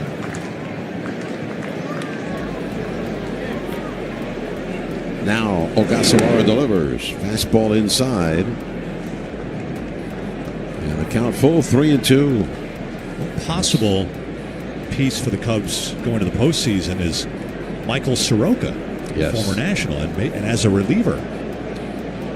It's on the injured list now. Swinging a fly ball foul left side and out of play. He recently threw a 2-inning simulated game, and you don't really have time for him to stretch back out, but a lot of teams looked at Soroka as a reliever last year, going into this year. He finished last year as a reliever, crosstown with the White Sox. He could be a good piece getting to October as a multi-inning relief arm. Now the pitch. Fastball popped up, foul off first. Chaparro may have a play. He's angling back toward the tarp roller, and he makes the catch just before getting up against the tarp roller for the first out here in the bottom of inning number 5. Good play by Chaparro. Yes, Soroka made only 1 start after the trade for the Nationals and had to come out after 2 innings with discomfort in his shoulder. He's diagnosed as a shoulder strain. He's been on the IL since the 4th of August. So that would be a boost for them. Here's Reese McGuire, 1 for 2. He homered leading off the bottom of the second to right field. Pitch is low and away, ball 1. And he flied to shallow left in the third. Both at bats against the starter Jake Irvin. Gave up 2 homers, 7 runs, 5 hits, 4 walks, and a hit batter in 3 1/3 innings. Next pitch is in, a called strike, count even at 1-1. McGuire, originally drafted by the Pirates, was a first-round pick in 2013. Swinging a fly ball, left center field. Hassel and Wood. It's Hassel moving to his right, and he makes the catch for the out. And McGuire is retired, 2 away here in the bottom of inning number 5. Golf Day coming September 16th at Nationals Park when the Nats play the Braves in a day-night doubleheader with games at 1:05 at 6:45. You have 2 chances to score a Nats head cover and divot tool. Get your special ticket at nats.com/specials. Top of the order, Michael Busch, the batter. First pitch swung on and ground to the right side. Garcia, the second baseman, down to a knee. Has it, straightens, throws to Chaparro at first, and it's a 1-2-3 inning out of the bullpen for Shinosuke Ogasawara. We're through 5 at Wrigley. Cubs 8, Nats 2 on the Nationals Baseball Network.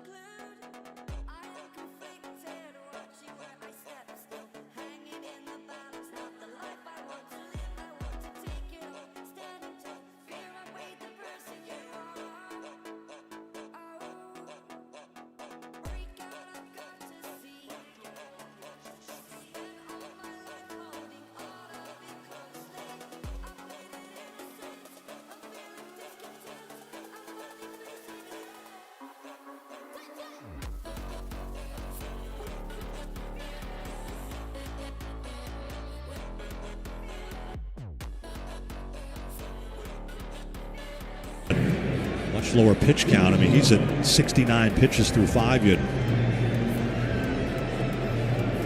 Jake Irvin, 71 and 3. Here's the pitch to Wood. That's a breaking ball in the dirt.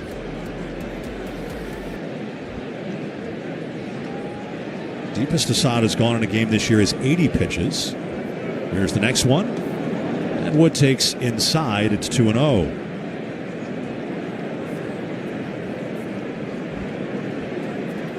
That was his last start when he threw 80. Next pitch. Wood takes it over the outside corner at the knees. 2-1. Wood hit a hard ground ball his last time, up 104, but right at the shortstop. Struck out his first time. 2-1 delivery. He lays off a curve. That's a strike. And Assad, you just tough to guess with him. You throw 5 different pitches and goes back to back on the curveball to get back in the counts. Now the right-hander throws. And a swing and a miss. You got Wood to chase one down and out of the zone. And he was very late on a fastball after all the slow curves. So Assad with his 4th strikeout. He had not had one since the 2nd inning.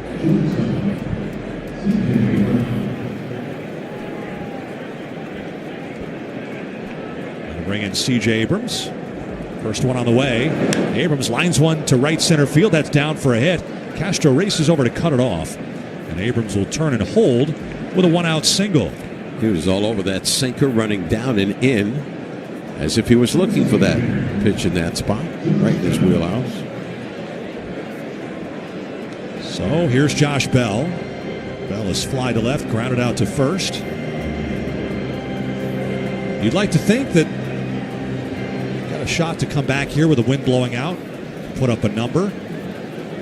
Inside target, McGuire the catcher, and the pitch is inside. 1 ball, no strikes. This has always been one of those parks, Dave, where a bunch of runs could be scored in a big-time hurry. Well, Charlie, the Nationals need a bunch.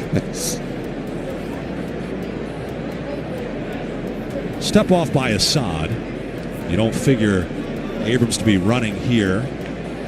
Down 6. Hope not. Even though he's right there with 28 stolen bases. Pitch inside and low. And the count 2-0. Abrams amongst the National League leaders in steals. Remind you the league leaders presented by PVI Office Furniture.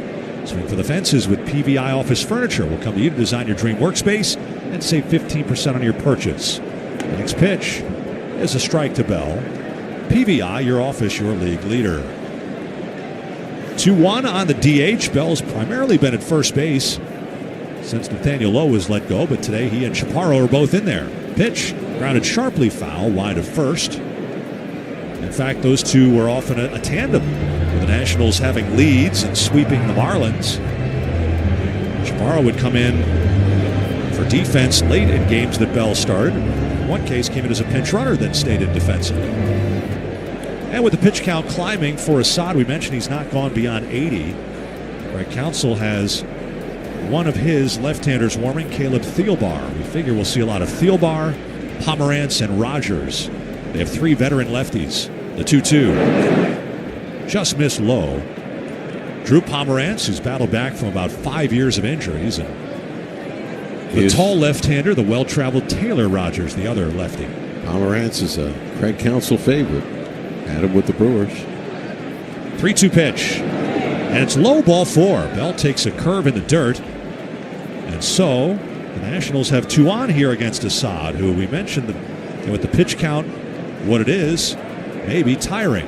Catcher Reese McGuire dispatched to the mound. This slowdown in action brought to you by Iservay. And while we have this mound visit, we'll pause for station identification along the Nationals radio network. WJFK FM and HD.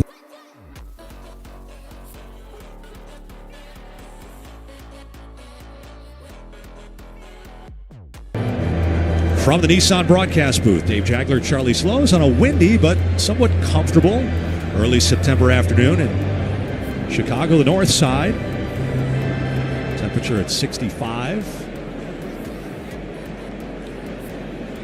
But with the breeze, it feels okay. It's not as cold as it can be here, even in September. If the wind was blowing toward us, it might be another story. Now time called. Assad was ready to pitch, and now Counsell comes out of the dugout. So he took as long as he could, sending the catcher to the mound. Catcher gets back there. Assad assumes the set position, and then Counsell comes out. He's talking it over. Now he pats him on the chest. He's giving Thielbar even more time. He's waiting for the umpire. And when you pat him on the chest, you figure the pitching change is coming. Here comes Clint Vondrak. And Counsell's talking to him. And now makes the pitching change. He was almost going to go all Tommy Lasorda on him back in the 70s when Lasorda would engage in a conversation with the umpire to delay and to give his pitcher more time to warm. Big hand for Assad as he hops across the foul line on his way to the third base side dugout. Call to the bullpen brought to you by Main Street Bank. They'll bring in the lefty Thielbar with a score 8-2 Cubs. You're in the 6th inning on the Nationals Radio Network.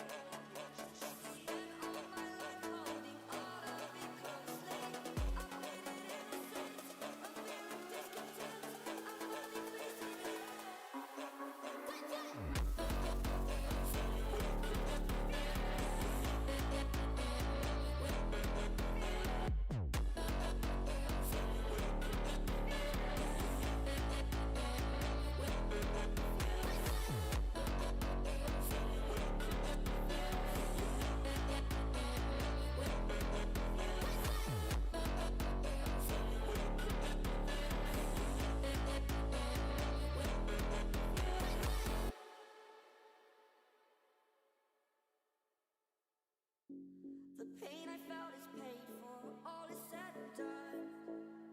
Oh, I am restricted, fixed upon the web. I need to kick the habit that my mind is breathing in. Break out, I've got to see. Spent all my life holding all of it closely. I've made it innocent, a feeling discontent. I'm only facing it all.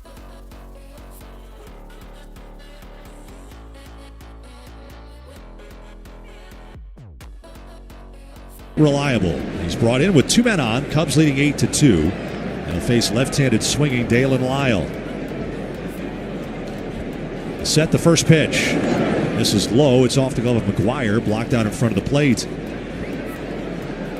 I mean, lefties have barely been able to get a hit against Thielbar this year. They're batting 122. 9 out of 74. He has just owned lefties. Here's the pitch. Swing a line drive toward the gap, left center field. Happ giving chase, can't get to it. It's one hop off the fence. Caroms over the center fielder, Crow Armstrong. Abrams scores. Bell headed home. The throw to third will not be made. Bell scores. Lyle slides into third with his second triple this afternoon. Nationals cut the Cubs lead to 8-4 as Dalen Lyle with a 2-run triple greets the left-hander Thielbar. Oh, a good break for the Nationals with the carom off the wall. A generous bounce away from the center fielder, Crow Armstrong. After he couldn't get to the ball, had a reverse change direction with the ball bouncing off the ivy and way past him. And that allowed Ricky Gutierrez to windmill that arm to send Bell home. Lyle piling up the triples. 2 of them today. He's got 7, and I'm more worried about Bell scoring than Lyle getting to third. He was closing the distance. Here's Garcia. First pitch. Waved at and missed. So we talked about how Thielbar shuts out lefties, but not that lefty. Dalen Lyle, a 2-triple game. Very impressive. And to drive that ball opposite field to left center. Here's the pitch. Swinging a fly ball straightaway center. Crow Armstrong moving in. He'll make the catch. Lyle tags. He's coming home. Crow Armstrong's throw hits off the mound and comes in too late. Lyle with a head-first dive across the plate. It's a sac fly and an RBI for Garcia. And the Nationals slice a little more into the Cubs' lead. It's now 8-5 Chicago. Garcia's had the knack for the sacrifice fly, his 9th. He's been amongst the league leaders in that category. He's tied for second now. Lyle leads all rookies in triples with 7, and he's also now tied for 5th in the National League overall. They made the pitching move because of Lyle, and he foiled the strategy. Now right-handed hitting Andres Chaparro with the bases clean. Swings and fouls one back into the screen. So that closes the book on Assad. He is charged with 4 runs, 3 hits and 5 1/3. 2 walks, 4 strikeouts, a hit batter, and a homer. And the other run in the inning charged to Thielbar. Chaparro check swing, strike called. That'll make it 0-2. You talked about how good Thielbar has been this year, Dave. Coming into the day, it had 31 inherited runners with only 8 scoring. So to get 2 off of him is big. Now the set and the pitch. Low outside.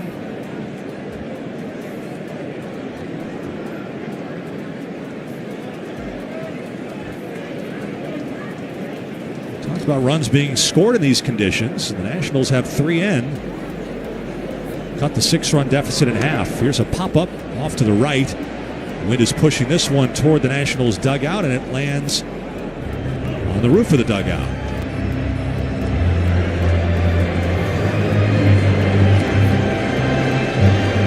Dalen Lyle joins a very short list of Nationals players with 2 triples in 1 game. It only happened 5 other times. And not surprisingly, all guys who could fly. The first ever to do it was Bernie Castro in the 06 season. He was a little speedy second baseman. Christian Guzman did it. He always had a lot of triples in his career with the Twins. The 1-2. Chaparro takes low. 2-2. Denard Span did it. Another guy who hit a lot of triples. Ben Revere did it. And most recently, C.J. Abrams 2 years ago. The 2-2. Swing a tapper foul to the left side. So add Dalen Lyle to the list. 6th player in Nats history with 2 triples. And, you know, he is going to bat again. Thielbar to the plate. Foul back to the backstop.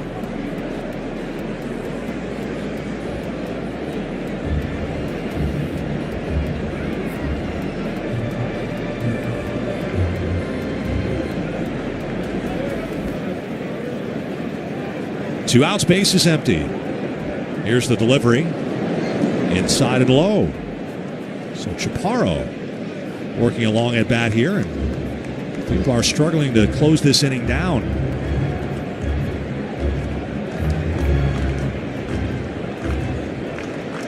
Chaparro wielding the bat behind his ear. And the set of the letters in the pitch.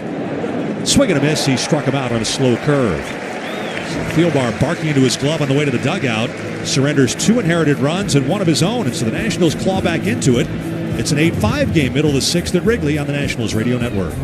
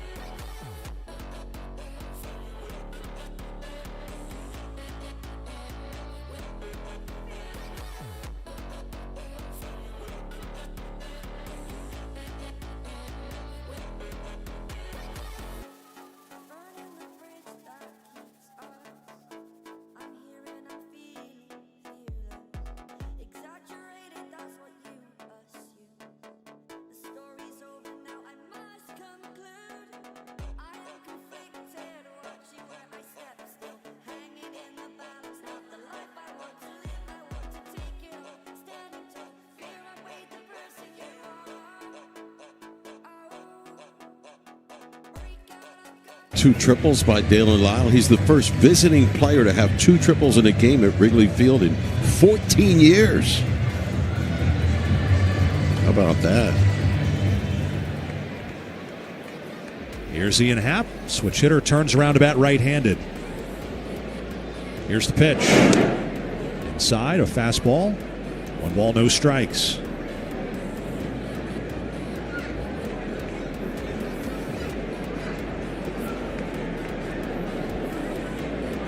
The kick in the 1-0. Way too high with a curveball. 71 miles per hour.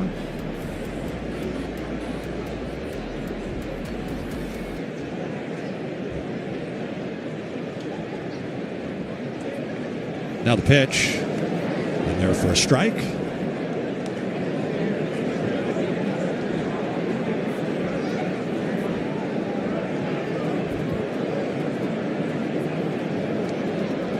The set at the belt, the 2-1 delivery. Inside and low.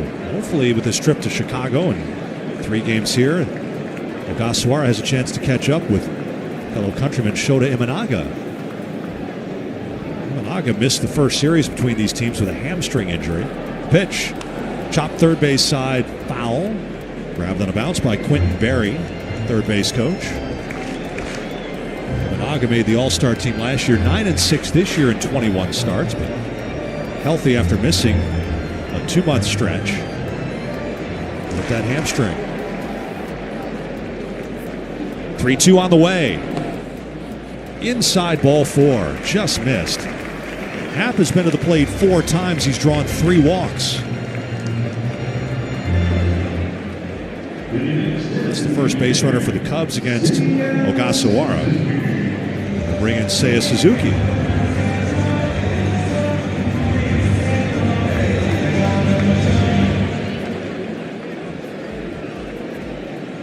So you know that Ogasawara is looking forward to this matchup. And the pitch, inside and low, gets away from the catcher Adams. Doesn't know where it is. He picks it up to the left of home plate.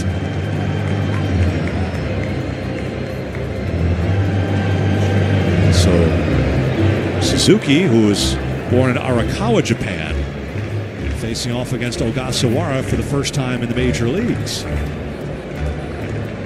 Perhaps they faced off over in Japan many years ago. The 1-0. Change up. That floats in for a strike. Well, there was I got to the ballpark, a little convention out in left center field with Ogasawara, Suzuki. Imanaga. Yep, the aforementioned Imanaga.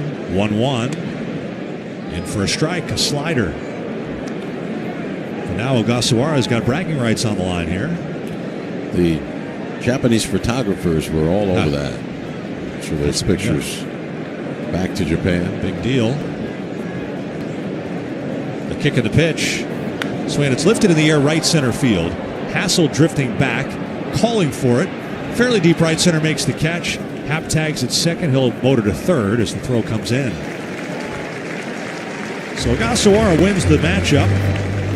But Suzuki does deliver a productive out. Jim Hickey is coming out for a mound visit here with the interpreter Yoshi Tada, as Pete Crow Armstrong is the batter and Jackson Rutledge is warming in the bullpen.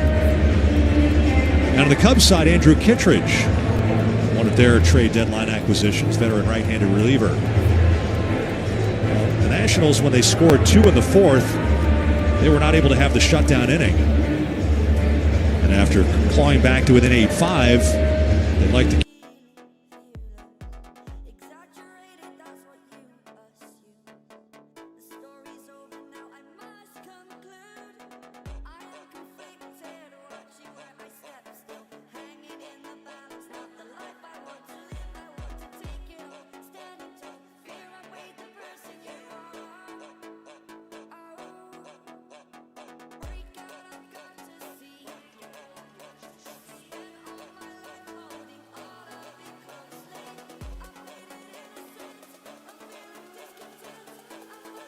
To be their closer Yes, beginning of the year. Long career with the Astros. He was struggling, and he's not caught on with anyone else. Oh.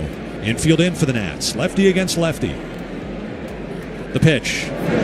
Fastball cut on and fell back into the screen. That's strike one. Armstrong is prone to the strikeout. So we'll see if Ogasawara, who's more of a pitch contact pitcher, can induce a swing and miss at some point. Infield's really in far because you got speed at third. Here it comes. And misses outside with a slider. 1 ball, 1 strike. Wind continues to whip out toward right field. Partly cloudy skies here in Chicago.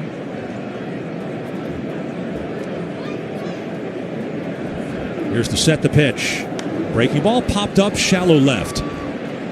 Wood moving back now, coming in. He'll make the catch. Here comes Happ trying to score. Wood's throw is offline, and it's a sacrifice fly for Pete Crow Armstrong. His second of the day, and the Cubs with an insurance tally. Now the lead 9-5. The wild pitch costly. A walk, a wild pitch, and 2 advances on flyouts, including a sac fly for Crow Armstrong. 85 RBIs.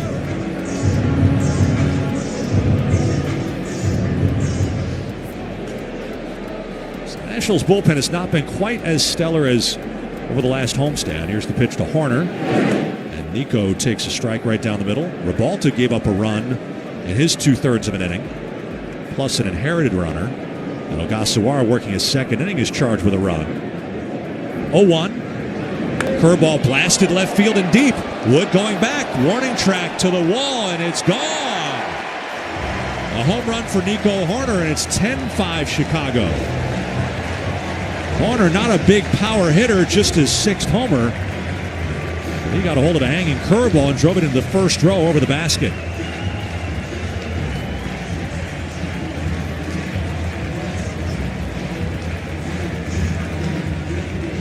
The Nationals have not had the shutdown inning today. We said home runs could determine the outcome today. Cubs have the lead in the long ball category, too. There's Willie Castro batting right-handed. Pitch. Change up in for a strike over the outside corner.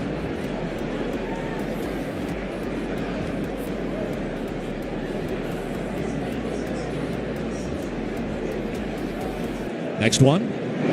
Ground ball toward the middle. Garcia's there, down to a knee to field it. He'll straighten and throw to first to end the inning. Cubs with 2 runs on the board, 1 hit, the homer for Horner, and nobody left. We go to the 7th here at Wrigley Field. The Cubs in double digits, leading the Nats 10-5 on the Nationals radio.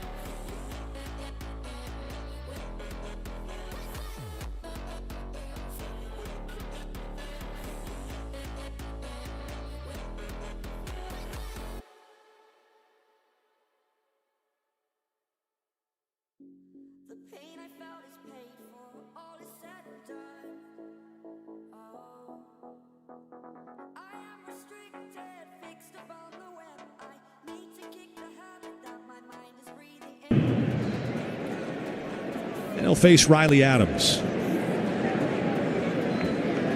Kittredge has an unusual setup, a very close setup. Almost showing his back to the hitter. And he slings it in. That's in there for a called strike. It's a setup where the hitter knows his number. You got a good look at the 59 in the City Connect. Left foot in front of the right foot. The hands at the belt. The back to the hitter, and the slinging delivery is chopped left side. Deep in the hole, grabbed by Swanson. Off-balance throw is going to be way off the mark. Bush comes off the base and makes a sliding stop to knock it down. That'll be an infield single for Riley Adams. And Swanson couldn't get enough on the throw from the outfield grass in shallow left. That'll bring in Robert Hassel III. He's kept the second baseman busy today. 2 groundouts to the right side, including one into a double play.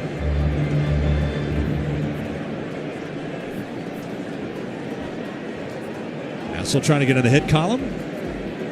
Nationals down 10-5. Kittredge ready. He delivers. And Hassel skies one, slicing to the left field side into the stands.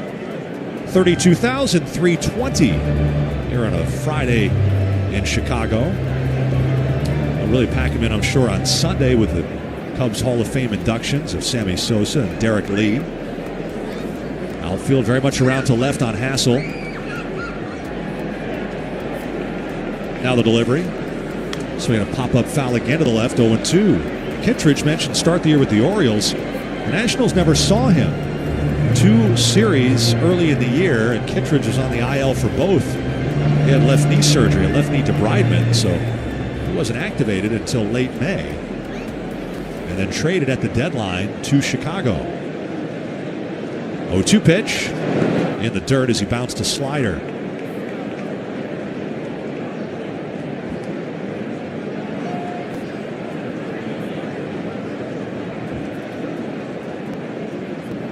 Adams held out at first by the first baseman Bush. Now the pitch. Check swing. Ball down. They'll appeal. No swing. Says the umpire at third. Brad Lord will take the ball tomorrow. Lord trying to bounce back from a couple of rough outings.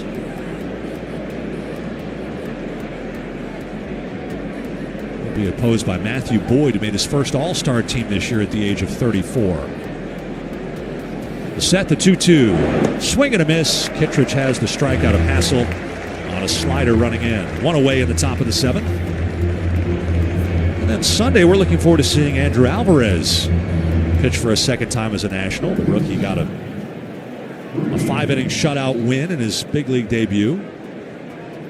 Now Brady House. House is grounded to short, fly to right.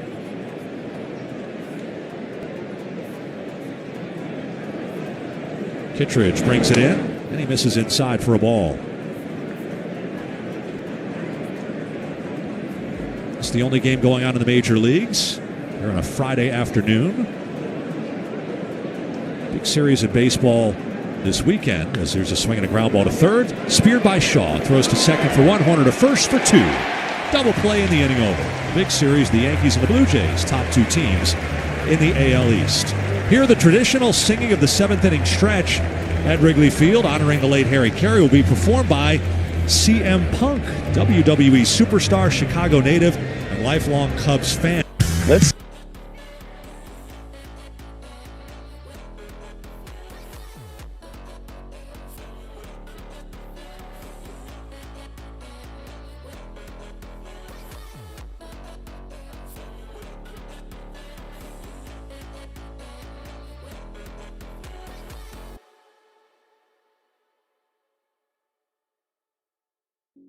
The pain I felt is paid for, all is said and done.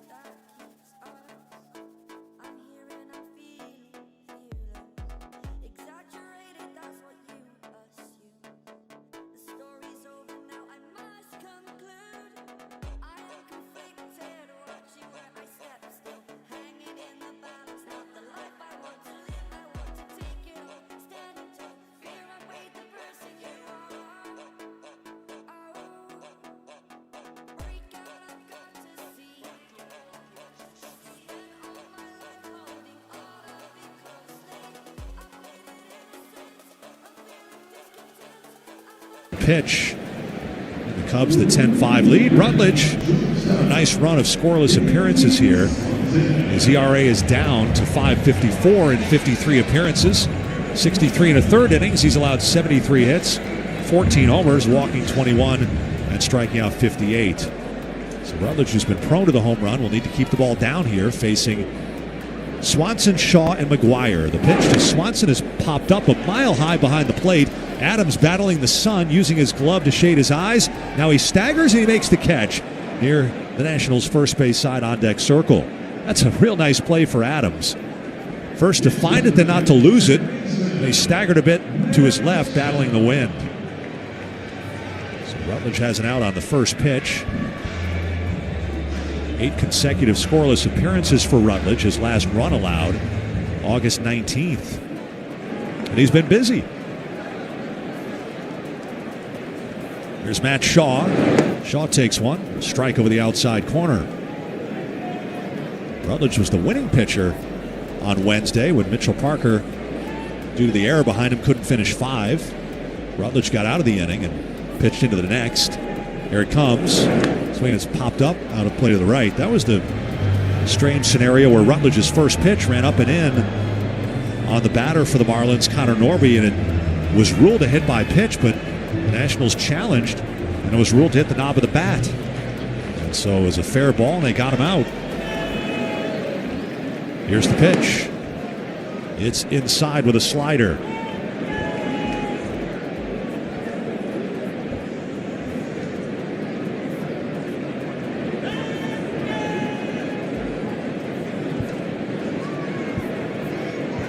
Now the Rutledge offering. Check swing, strike 3.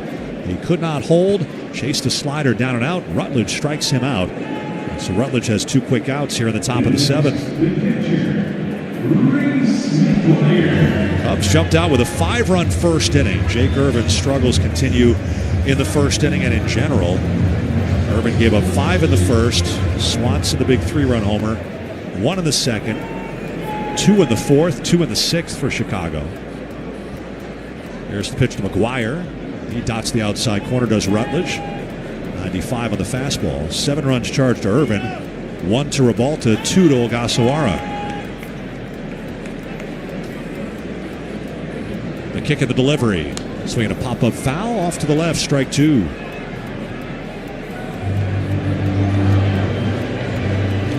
Nationals are the top of the batting order due in the 8th inning, and with Wood and Abrams, you figure it's going to be a lefty, and Taylor Rogers is warming in the bullpen. Here it comes. Swinging a line drive right field. That's down for a base hit. Fielded on a bounce by Dalen Lyle. McGuire has his second hit. Singles on an 0-2 pitch to right field. He's had a good day, not known for his bats. Interesting, one of the other Cubs pickups recently, Dave, before the September 1st deadline to be in the postseason roster, right-hander Aaron Savali, who, when the Brewers early in the year wanted to move him to the bullpen, he said, you know, I don't want to go to the bullpen, trade me. So they traded him to the White Sox, where he started all year. Now he's back in the National League with the Cubs. Pitch on the way. And in the bullpen. And it's low to Michael Busch. I guess maybe he'd rather be in a bullpen with a chance to pitch in the bullpen in October. He's not going to ask the Cubs for a trade. The 1-0. Swinging a pop-up left side. Abrams and Wood converging. Abrams calls, backpedals, makes the catch. And the inning over. So Jackson Rutledge with a scoreless frame. We go to the 8th. See, the Nationals have a late charge in them. It's 10-5 Chicago on the Nationals.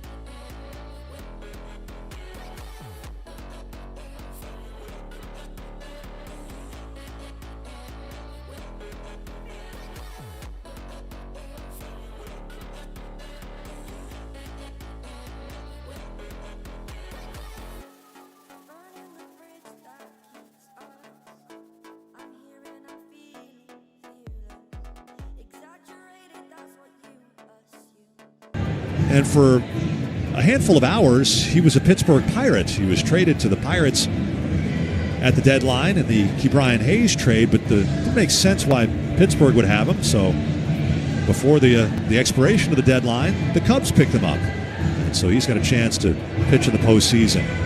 He is one of the Rogers twins.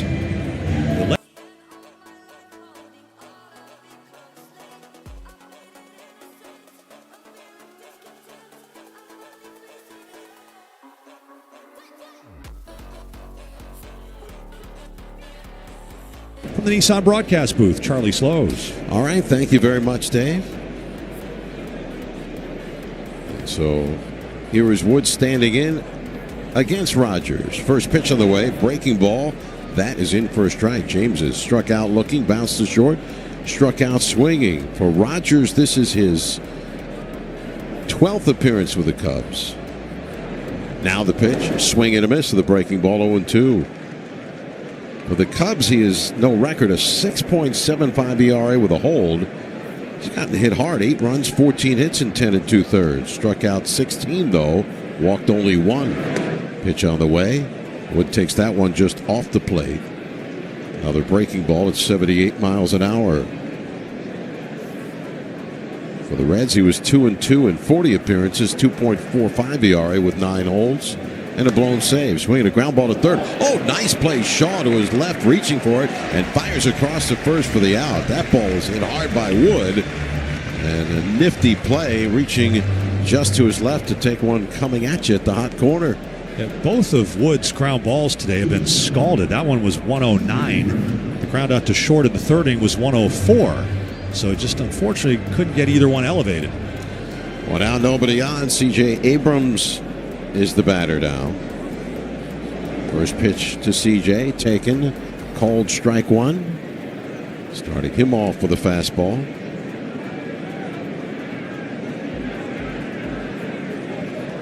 Now the pitch, swing and a miss at the breaking ball.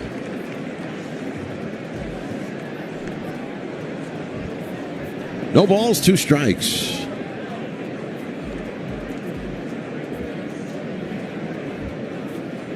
And now Rogers ready. Breaking ball. Did he offer on the check swing? Yes, on the appeal. Says Dan Bellino, the third base umpire, and Abrams is down swinging. A couple of quick outs here for Rogers in the 8th inning. Yeah, about that, Dave. You're in the National League Central with the Reds.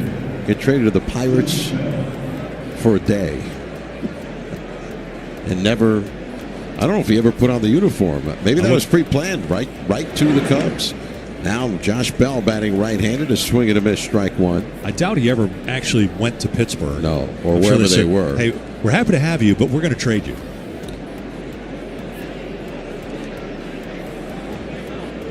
Next pitch. Outside, 1 ball and 1 strike. Well, you figure the Pirates must have really wanted right fielder Ivan Breathauer to go through all of that, right? Ivan Breathauer or Ivan, I'm not sure which way he pronounces. Here's the pitch, swing, a line drive toward the left field line. That's a base hit for Bell off the breaking ball, down into the corner. Ian Happ will dig it out, and Bell is coasting into second with his 13th double of the year. 2-out extra base hit for the Nationals. Let's see if they can make something of it with Dalen Lyle coming up. So you got a chance for a Nats record if he can fly around to third. No Nat has ever had 3 triples in one game. First opposing player to have 2 triples in a game at Wrigley Field in 14 years. After striking out swinging in the second, triple to left center in the fourth. That one was lost to the sun by the center fielder Pete Crow Armstrong. Breaking ball popped up. Down the left field line, third baseman backing up onto the grass is Shaw. He makes the catch for the out. Lyle with the triple to left center last time up is out on 1 pitch here in the 8th. No runs, 2-out double for Bell left aboard. Great moments in baseball have been broadcast on the radio.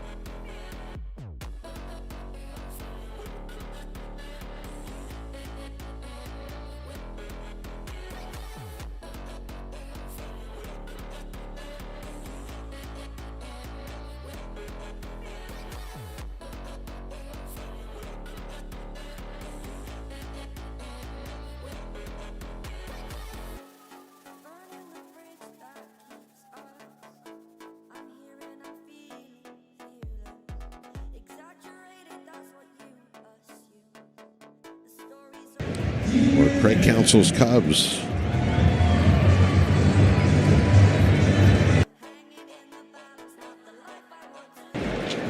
For Pilkington, 22nd appearance as a National. Left-hander ready out of the stretch, even with no one on. Delivers. First pitch in for a strike.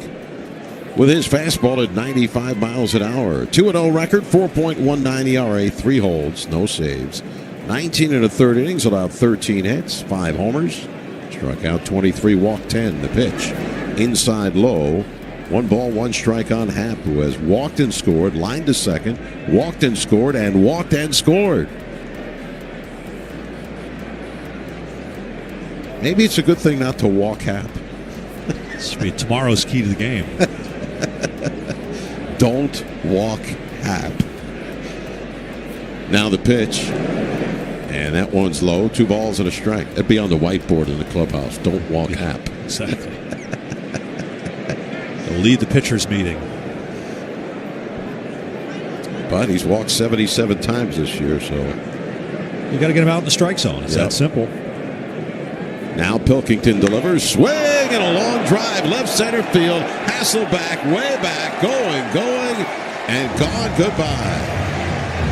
The Cubs have hit their 4th home run of the day.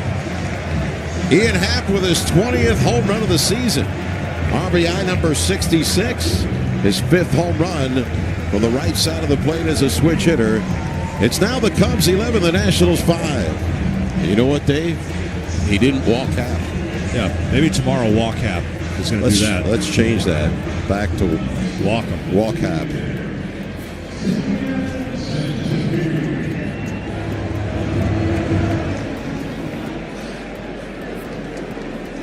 That one left it pretty good velocity, 107, 423 feet. And pitch on the way in the dirt. Ball 1 to Suzuki. Yeah, I mean, the wind is blowing out, but that ball was crushed. Yeah.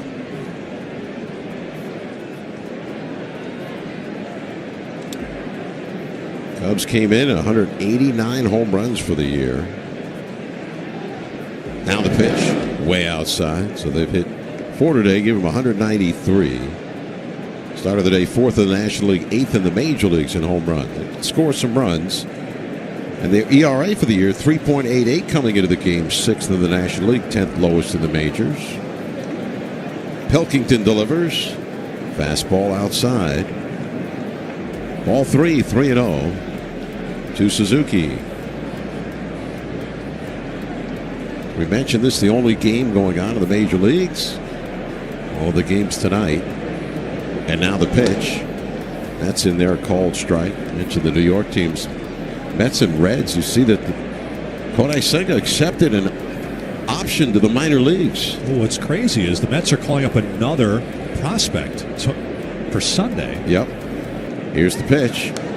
Swinging a foul back into the screen. Senga has an ERA of 6.56 in his last 8 starts. Well, so they have Nolan McLean, who's been up now. He's basically won every start. I think he's 4-0 or 5-0. And they call up Jonah Tong, another pitching prospect. He wins his debut. And now Sunday they're going to call up Brandon Sproat. They're going to have 3 rookies.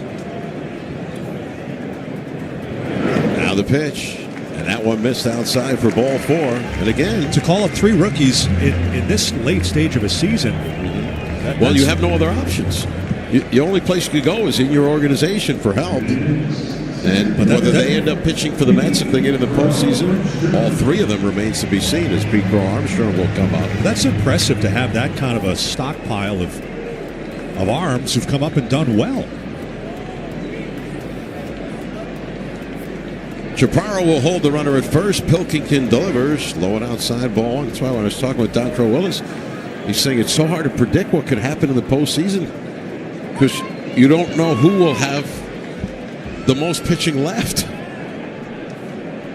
Here's the set. And the swing and a foul over the screen, out of play. And, I mean, you pointed out earlier, last year's Dodgers, you would have gone into it saying they don't have enough pitching. And yet they won the World Series. They didn't have a starter for Game 5. Who knows what to predict? Yeah, but that's what makes this game amazing and great to watch. Now the pitch, swing and a miss by Armstrong. And a slider down and away. He chased one, and it's 1-2.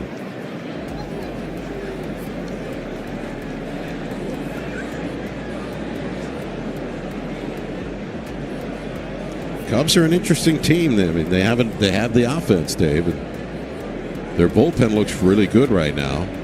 Now the pitch, low in the dirt, bounced off the chest of Adams. Runner takes off the throw. One hop, handled by Abrams, not in time.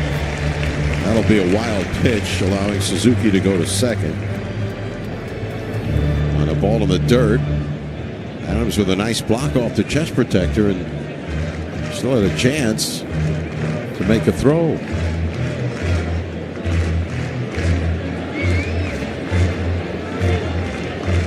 Porter Hodge warming in the Cubs bullpen under the left center field bleachers. 2 balls, 2 strikes. Pilkington kicks and delivers. Swing, and he got a piece. Tapper foul behind the plate, off the dirt, out of the grass. And they'll do it again.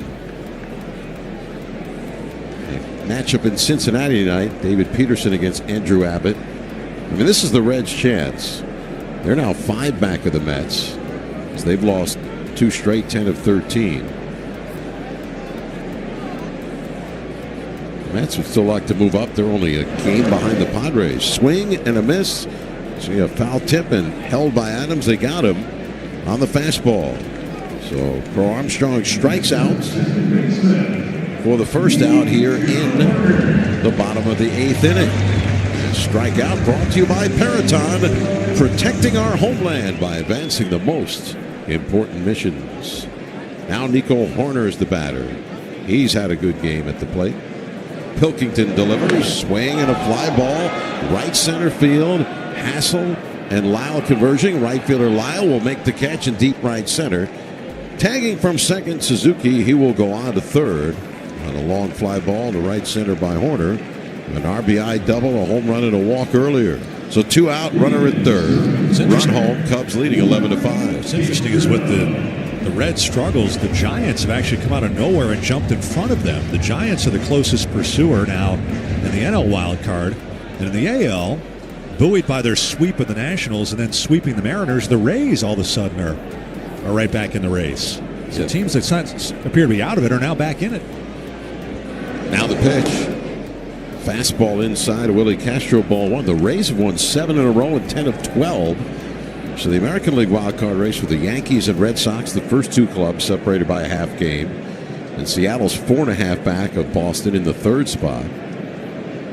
Pitch on the way, off the plate away, 2-0. Texas is a game and a half out of the wild card, and they've had an up and down year. They've won right now 7 of their last 10. Kansas City and Tampa Bay both 2 back. Cleveland's 3.5 back. They look like they've been out of it. Pitch inside, ball 3, 3-0. They've gone in, out, and in on Castro. And the Giants back over on the National League side. Their hot streak, they've won 4 straight, 10 of their last 11.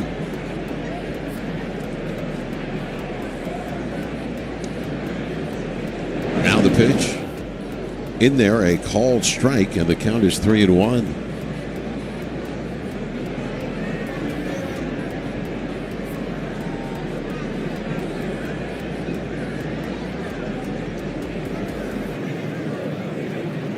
Now the pitch. And it's outside with a fastball, ball 4, second walk of the inning. The Dodgers are in Baltimore in interleague play. They're 2 games ahead of the Padres atop the National League West. And then the Padres have lost 4 in a row and 8 of their last 10. But in Baltimore tonight, Dave, as Tyler Glasnow faces Dean Kramer, 30th anniversary of Cal Ripken breaking Lou Gehrig's consecutive games played streak. It's a special moment in baseball history. 21-31. It's 30 years ago. It's hard to believe it's gone by that fast. That's incredible. Jack of all things was there. Now the pitch, and that one is just off the plate away. Ball 1 to Dansby Swanson, the slider missing. The Jack of all things is kind of like the Forrest Gump of baseball. It just randomly shows up at all these incredible moments. Yes.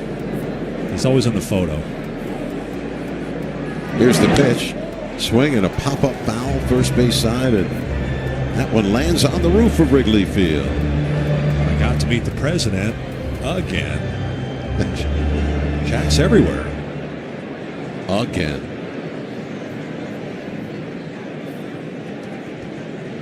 I don't know how many Dr. Peppers he drank, though. Here's the set. And now the pitch. Swing and a line drive, center field. Hassel to his right on the move. Makes a running catch to retire the side. So Pilkington out of it with only one run on the leadoff home run by Ian Happ. One hit, 2 walks, wild pitch. 2.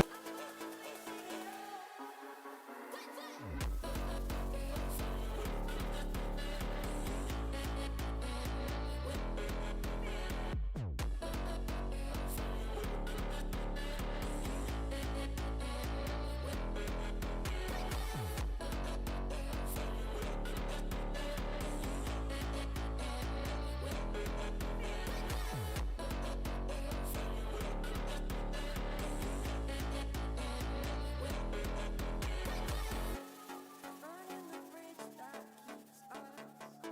I'm here and I'm feeling fearless. Exaggerated, that's what you assume. The story's over now, I must conclude. I am conflicted, watching where I step still. Hanging in the balance, not the life I want to live. I want to take it all, standing tall. Fear I weighed the person you are. Break out, I've got to see. Spent all my life holding all of it closely. I've waited innocence, I'm feeling discontent. I'm finally facing it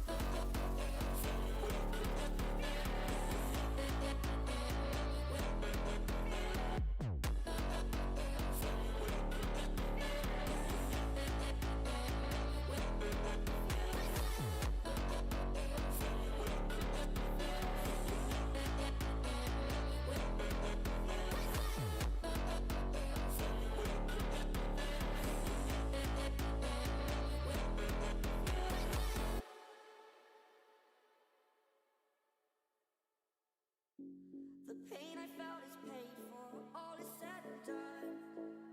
Oh, I am restricted, fixed upon the web. I need to kick the habit that my mind is breathing in. Break out, I've got to see. Spent all my life holding all of it closely. I've made it innocent, I'm feeling discontent. I'm finally facing it all. And in the big leagues this year, Hodge is 2-1 with a 6.66 ERA, 6 holds, 2 saves, and 4 tries. Luis Garcia Jr. first to face him, and the pitch is in there, a called strike 1. Hodge has worked 25 2/3, allowed 27 hits, 6 homers, struck out 28, walked 14. Now the pitch, swing and a bouncer pulled foul outside. The first toward the Nationals dug out of the count 0-2. Garcia's line hard to center, hit a 2-run homer to right center, and delivered a sac fly, so officially 1 for 2, with 3 runs batted in this game. Now the pitch, swing and a tapper foul behind the plate. Garcia stays alive.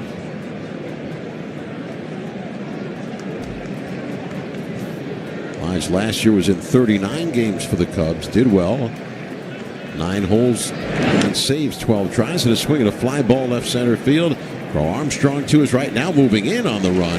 Makes the catch for the out. He went right, then decided he had to come in on it, and made the play. It's been somewhat of an adventure for him in the outfield today. More so because of the conditions of the wind and the sun. Some of the plays he's had to make. So now the batter is Andres Chaparro, has been hit by a pitch, popped to second, and struck out at the start at first base. And looks at a breaking ball in for a strike. We mentioned earlier, all 3 games in the series are day games. Next pitch is taken high, 1 ball and 1 strike. Brad Lord on the mound tomorrow. against all-star lefty Matt Boyd for the Cubs. 150 airtime, 220 first pitch. Next delivery is outside, 2-1. Same airtime on Sunday, with Andrew Alvarez making his second start for the Nationals, and the Cubs yet to name their starter. Hodge rocks, kicks, delivers, and it's in for a strike, 2-2. He goes 6'4", 230 pounds, 24 years of age. Out of Cottonwood High School in Salt Lake City. 13th round draft pick in 2019. The pitch, swing and a miss by Chaparro, and he is down on the slider to the outside. So 2 away here in the 9th inning. Nationals down to their last out. We'll pause here 10 seconds for station identification on the Nationals Baseball Network. WJFK FM and HD1 Manassas. Exaggerated, that's what you assume. The story's over now, I might. Riley Adams stands in. First pitch from Hodge, a fastball fouled off to the right, out of play. Charlie Slows, Dave Jagler, here from the Nissan broadcast booth at Wrigley Field in front of a good crowd of more than 32,000, and most on their feet right now, hoping to celebrate a Cubs victory and sing "Go Cubs Go." Here's the wind, and Hodge delivers. Swing and a foul back behind the plate. It's 0-2. Comes after their 81st win of the year. And again, holding the first wild card spot in the National League, chasing the Brewers, who play in Pittsburgh tonight. Hodge ready. Now the wind, the kick and the pitch. Swing and a foul back into the screen again, still at 0-2.